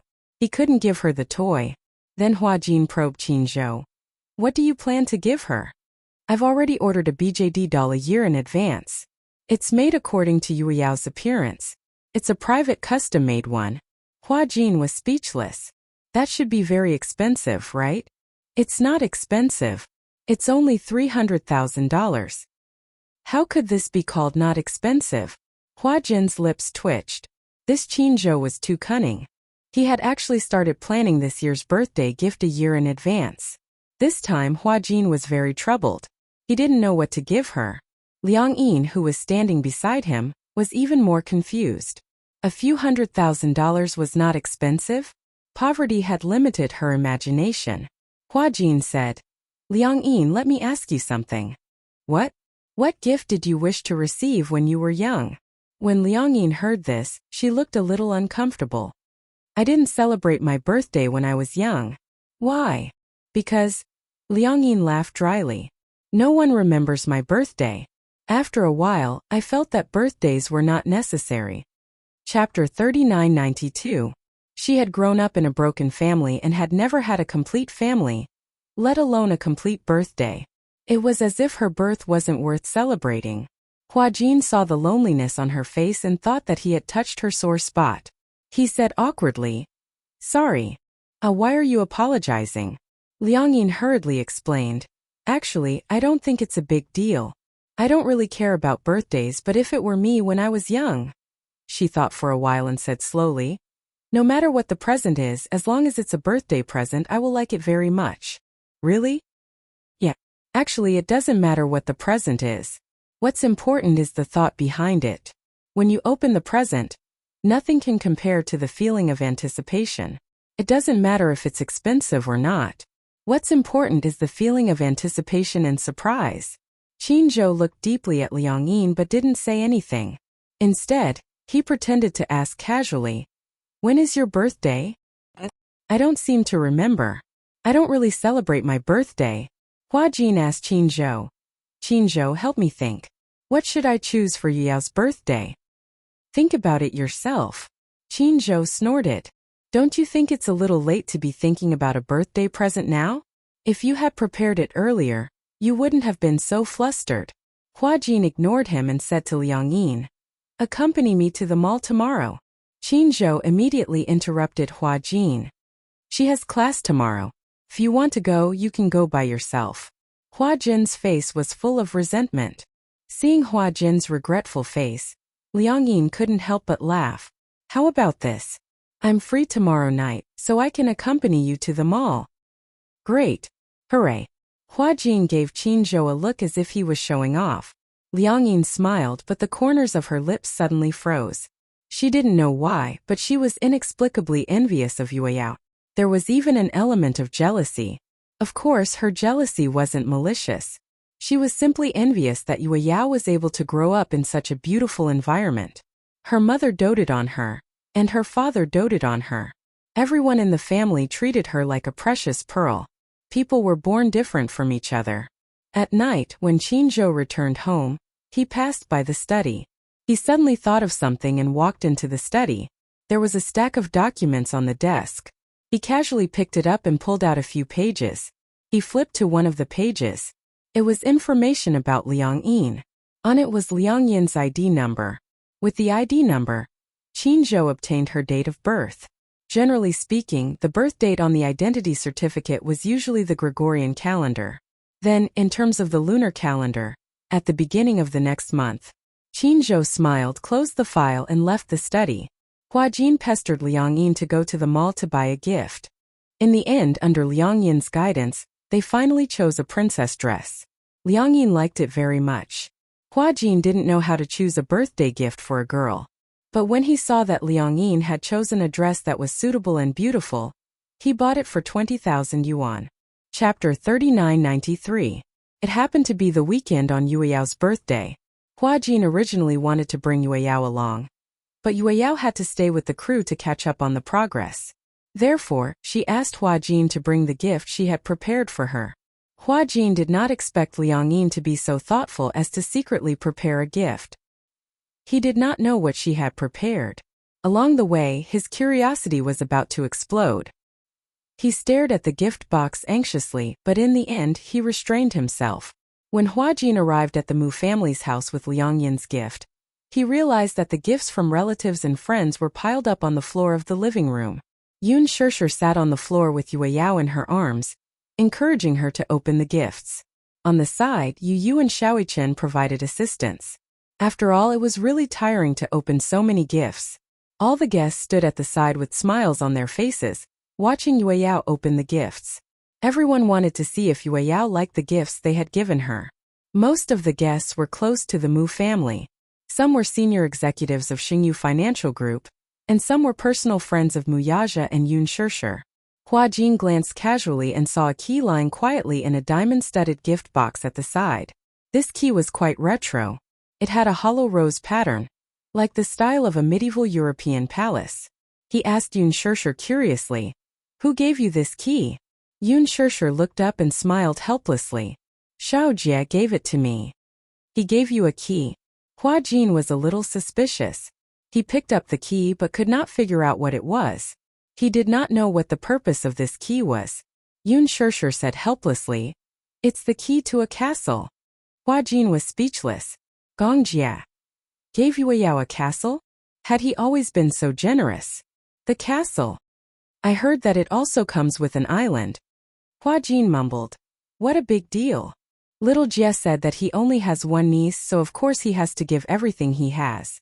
However, I also joked that if he gave Yue Yao a castle and an island every year for her birthday, he would probably go bankrupt before Yue Yao reached adulthood. Yu looked up and revealed a sinister smile on her exquisite face. When it's my birthday, he'll give me a castle too. That'll be interesting. As far as he knew, Gong Jie owned 4 castles, 6 islands and 3 private jets. Xiaoichen had always been thinking about the super luxury yacht under Gong Jie's name. He planned to ask him for it on his birthday. Hua Jin carefully put the key, which was worth tens of millions of dollars, aside and rubbed his hands. At the same time, he passed the birthday gifts that he and Liang Yin had prepared for Yun Shishir. Here. This is the birthday gift I prepared for Yue. Yun Shishir took it and realized that there were 2 gifts. Why did you give me 2? One is for Liang Yin. Liang. Ah.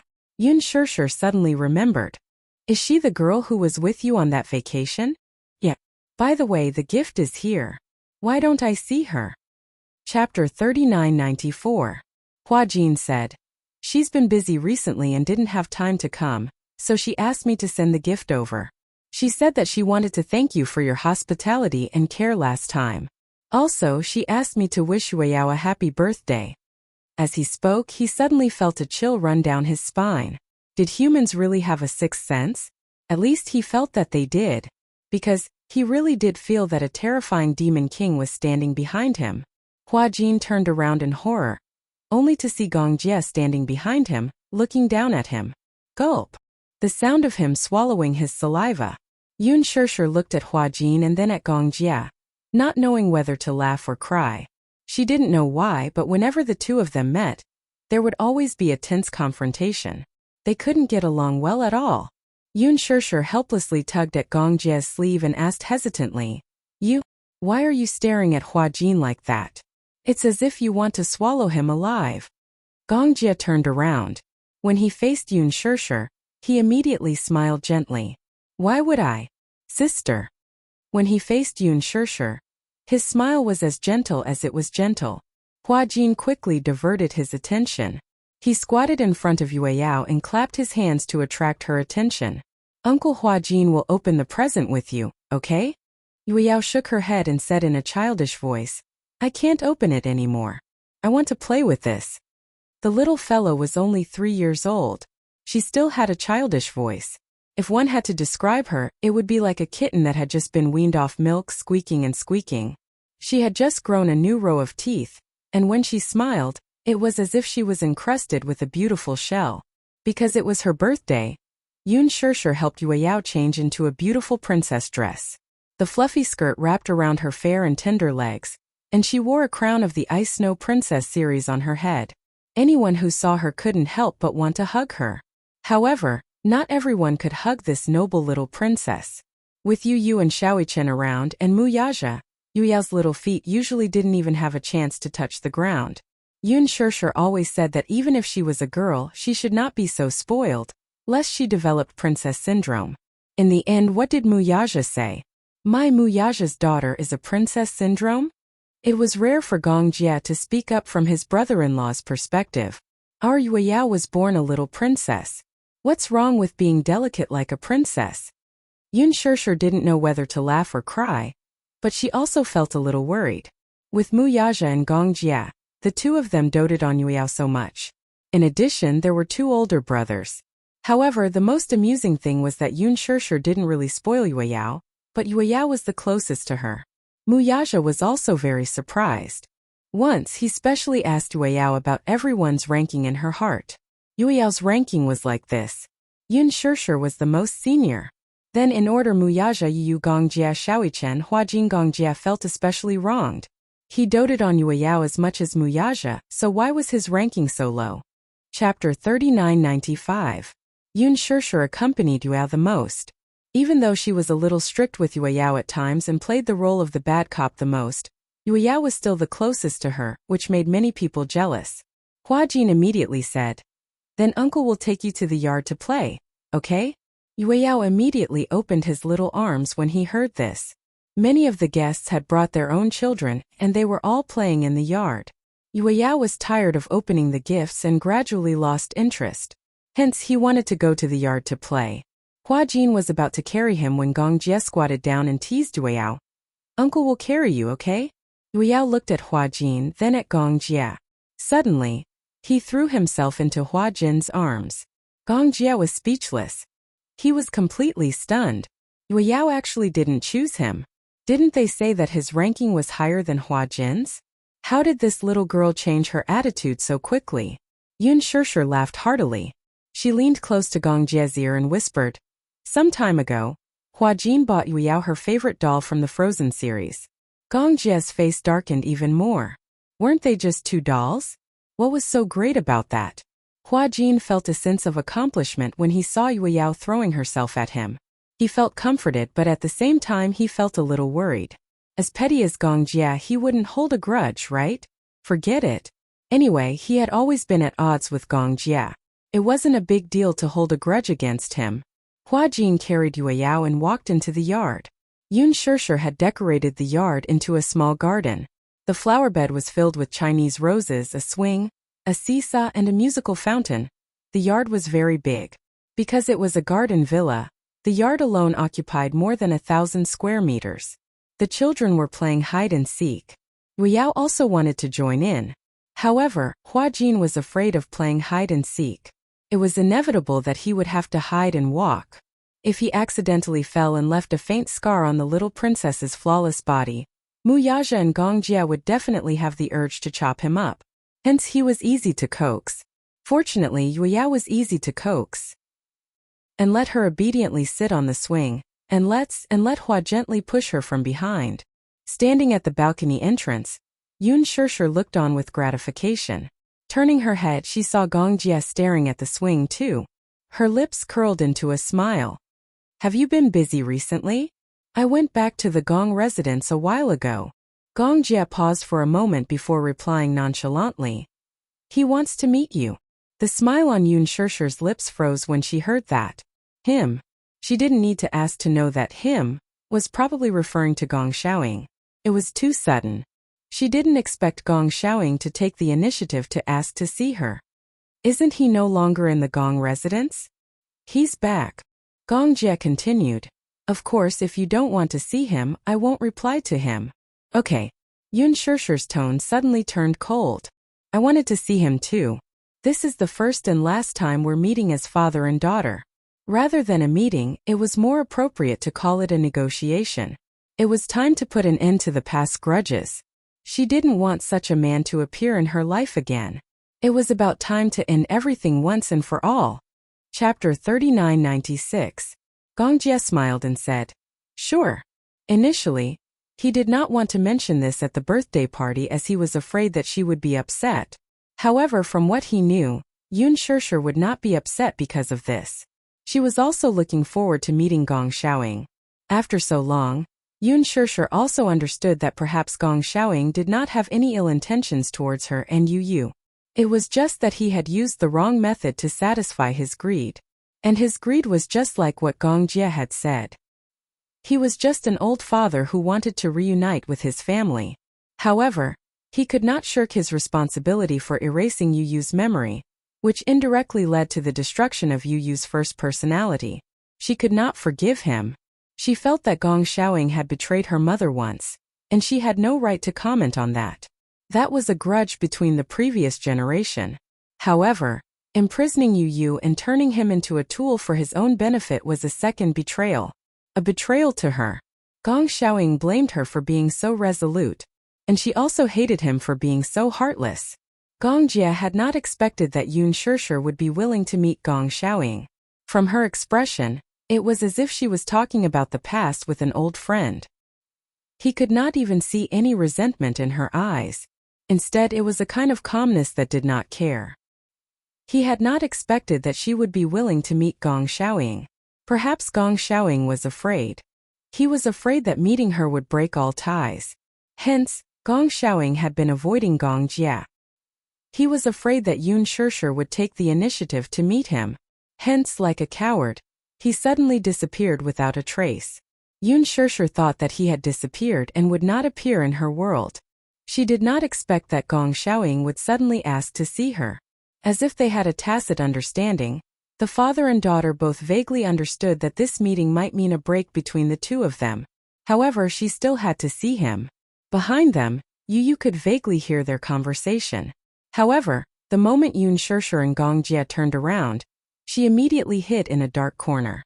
It was not until Gong Jia and Yun Shishir were far away that he walked out from the corner in a daze. He vaguely heard his mother say that she wanted to meet that man. He was a little worried. The day after the birthday party, Gong Xiaoying found out that Yun Shishir was willing to meet him. So he put aside all his work and asked Gong Jia to arrange a meeting between him and Yun Shishir. Not long after, Gong Xiaoying flew to the capital. They arranged to meet at a secluded villa of Gong Jia in the capital at 6 o'clock in the evening. Yun Shishir would show up as promised.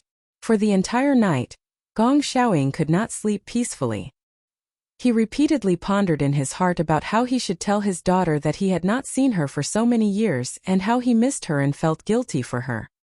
He was not very good at saying sentimental things, but it was obvious that this might be the last chance for the two of them to meet again. The second time they met might be at his funeral. Thus, he wanted to seize the opportunity to organize what he wanted to say to the Fate Society. However, the more he thought about it, the more confused his thoughts became.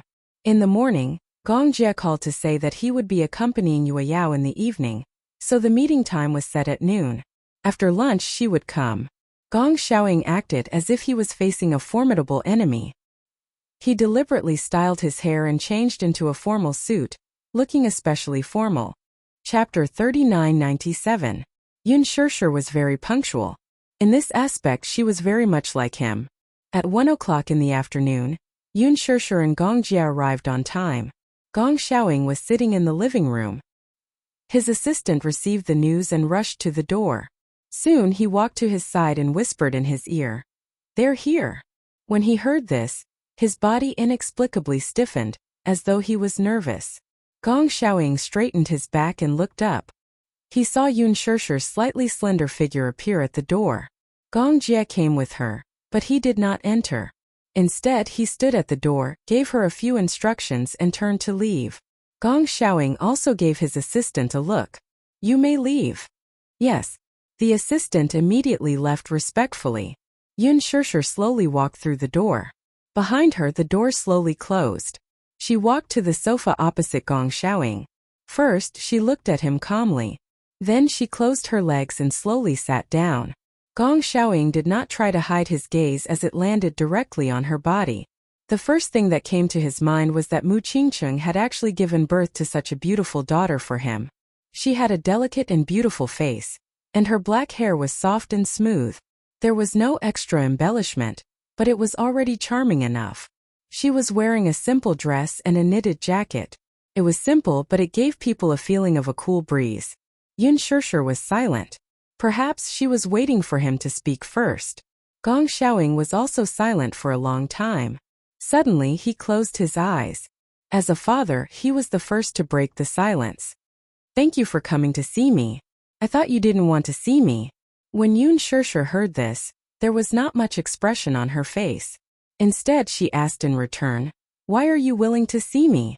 I thought you wanted to hide from me forever." "Indeed." Gong Xiaoying smiled self-deprecatingly. "At first I didn't dare to see you because I felt guilty and uneasy. I was afraid that you would make a decision with me. But someone told me." He paused and inhaled a breath of cold air. "Someone told me that if I kept hiding from you and refused to see you, I might not have the chance to see you again in this lifetime." With a sigh, Gong Xiaoying looked a little worried. "I also think it's funny. Why are we father and daughter but we're like enemies? I won't forgive you." Yun Shishir also spoke up, but her tone was firm. "I hate you." Only these 3 words. Gong Xiaoying felt as if his heart was being pierced. In fact, he hadn't expected what she would say. The only thing he had expected was that she would say these 3 words. "I hate you." Even though he had expected this, he still felt his heart ache when she casually uttered those 3 words. "I know that you hate me." Gong Xiaoying pursed his lips helplessly. "I also know that you're here to sever our relationship as father and daughter. I know all these." Yun Shishir heard this, but she looked down coldly. Gong Xiaoying clenched the cane in his hand. This time, he had let go of all his pride and all his hatred for the Mu family. He did not want to hate anyone, and he did not have the right to. Perhaps he was a successful businessman. As a businessman, his achievements were eye-catching and unparalleled. But whether it was as a husband or a father, he was a failure. Chapter 3998.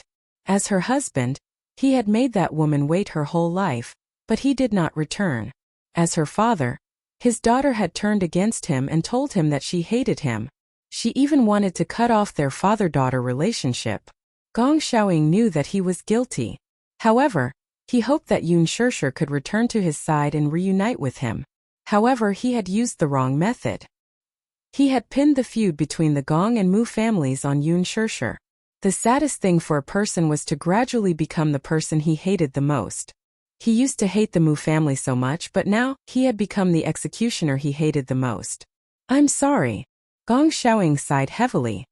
He looked up and in an instant there was a lot of vicissitudes in his eyes. "I know that you must hate me very much, and I won't shamelessly beg you to forgive me. However, I'm already very satisfied to be able to see you again. When Yun Shirsher heard this, she did not show it on the surface, but there were waves of emotions in her heart. Grievance, resentment, confusion, and doubt. More than that, she felt sad for her mother. She tugged at the corner of her lips and gave an extremely pale smile. Do you know? You're sorry, but no matter how many times you say it, it's useless. You also feel guilty towards my mother, but no matter how many times you say sorry, she can't return to your side, and she can't return to my side. You've made her love you all her life, wait for you all her life, and hate you all her life.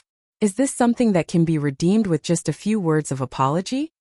Gong Xiaoying fell into a deep silence. Yun Shirsher continued. Once you've caused harm to someone, no matter how many times you apologize, it won't be able to offset the harm. She can't come back and you can't go back either. Gong Xiaoying's eyes throbbed. He hated himself for not fighting for it, and hated himself even more for making Mu Qingcheng wait for so long in vain. Yun Shirsher took a deep breath and asked, Why did you erase Yu's memory back then? I hope, Gong Xiaoying paused and explained, I hope that he can stay by my side. After all, he is the blood of the Gong family. I don't recognize the Mu family, and I don't recognize that brat Mu Yaja either. Then, Yun Shirsher asked coldly, Can you return Yu to me? Hasn't he already returned to your side? Yun Shirsher furrowed her brows and suddenly said hoarsely, He did come back to my side, but the old Yu has completely disappeared. He's no longer here. The current Yu has become a little unfamiliar. He can't go back to how he used to be. After pausing for a few seconds, she glared at Gong Xiaoying with hatred. It's you. If it's not you. If it's not you. Yu would never become like this. Do you know how much pain he's in now? Gong Xiaoying didn't want to explain himself, but at the mention of Yu, he couldn't help but say, If I didn't bring him back to the Gong family, his condition might have deteriorated rapidly. Do you know his condition? Yun Shirsher was stunned. His condition isn't optimistic. If he didn't recuperate in the Gong family, his organs might have gradually withered. Gong Xiaoying wasn't lying about this. This was also the reason why Gong Jie didn't hate Gong Xiaoying.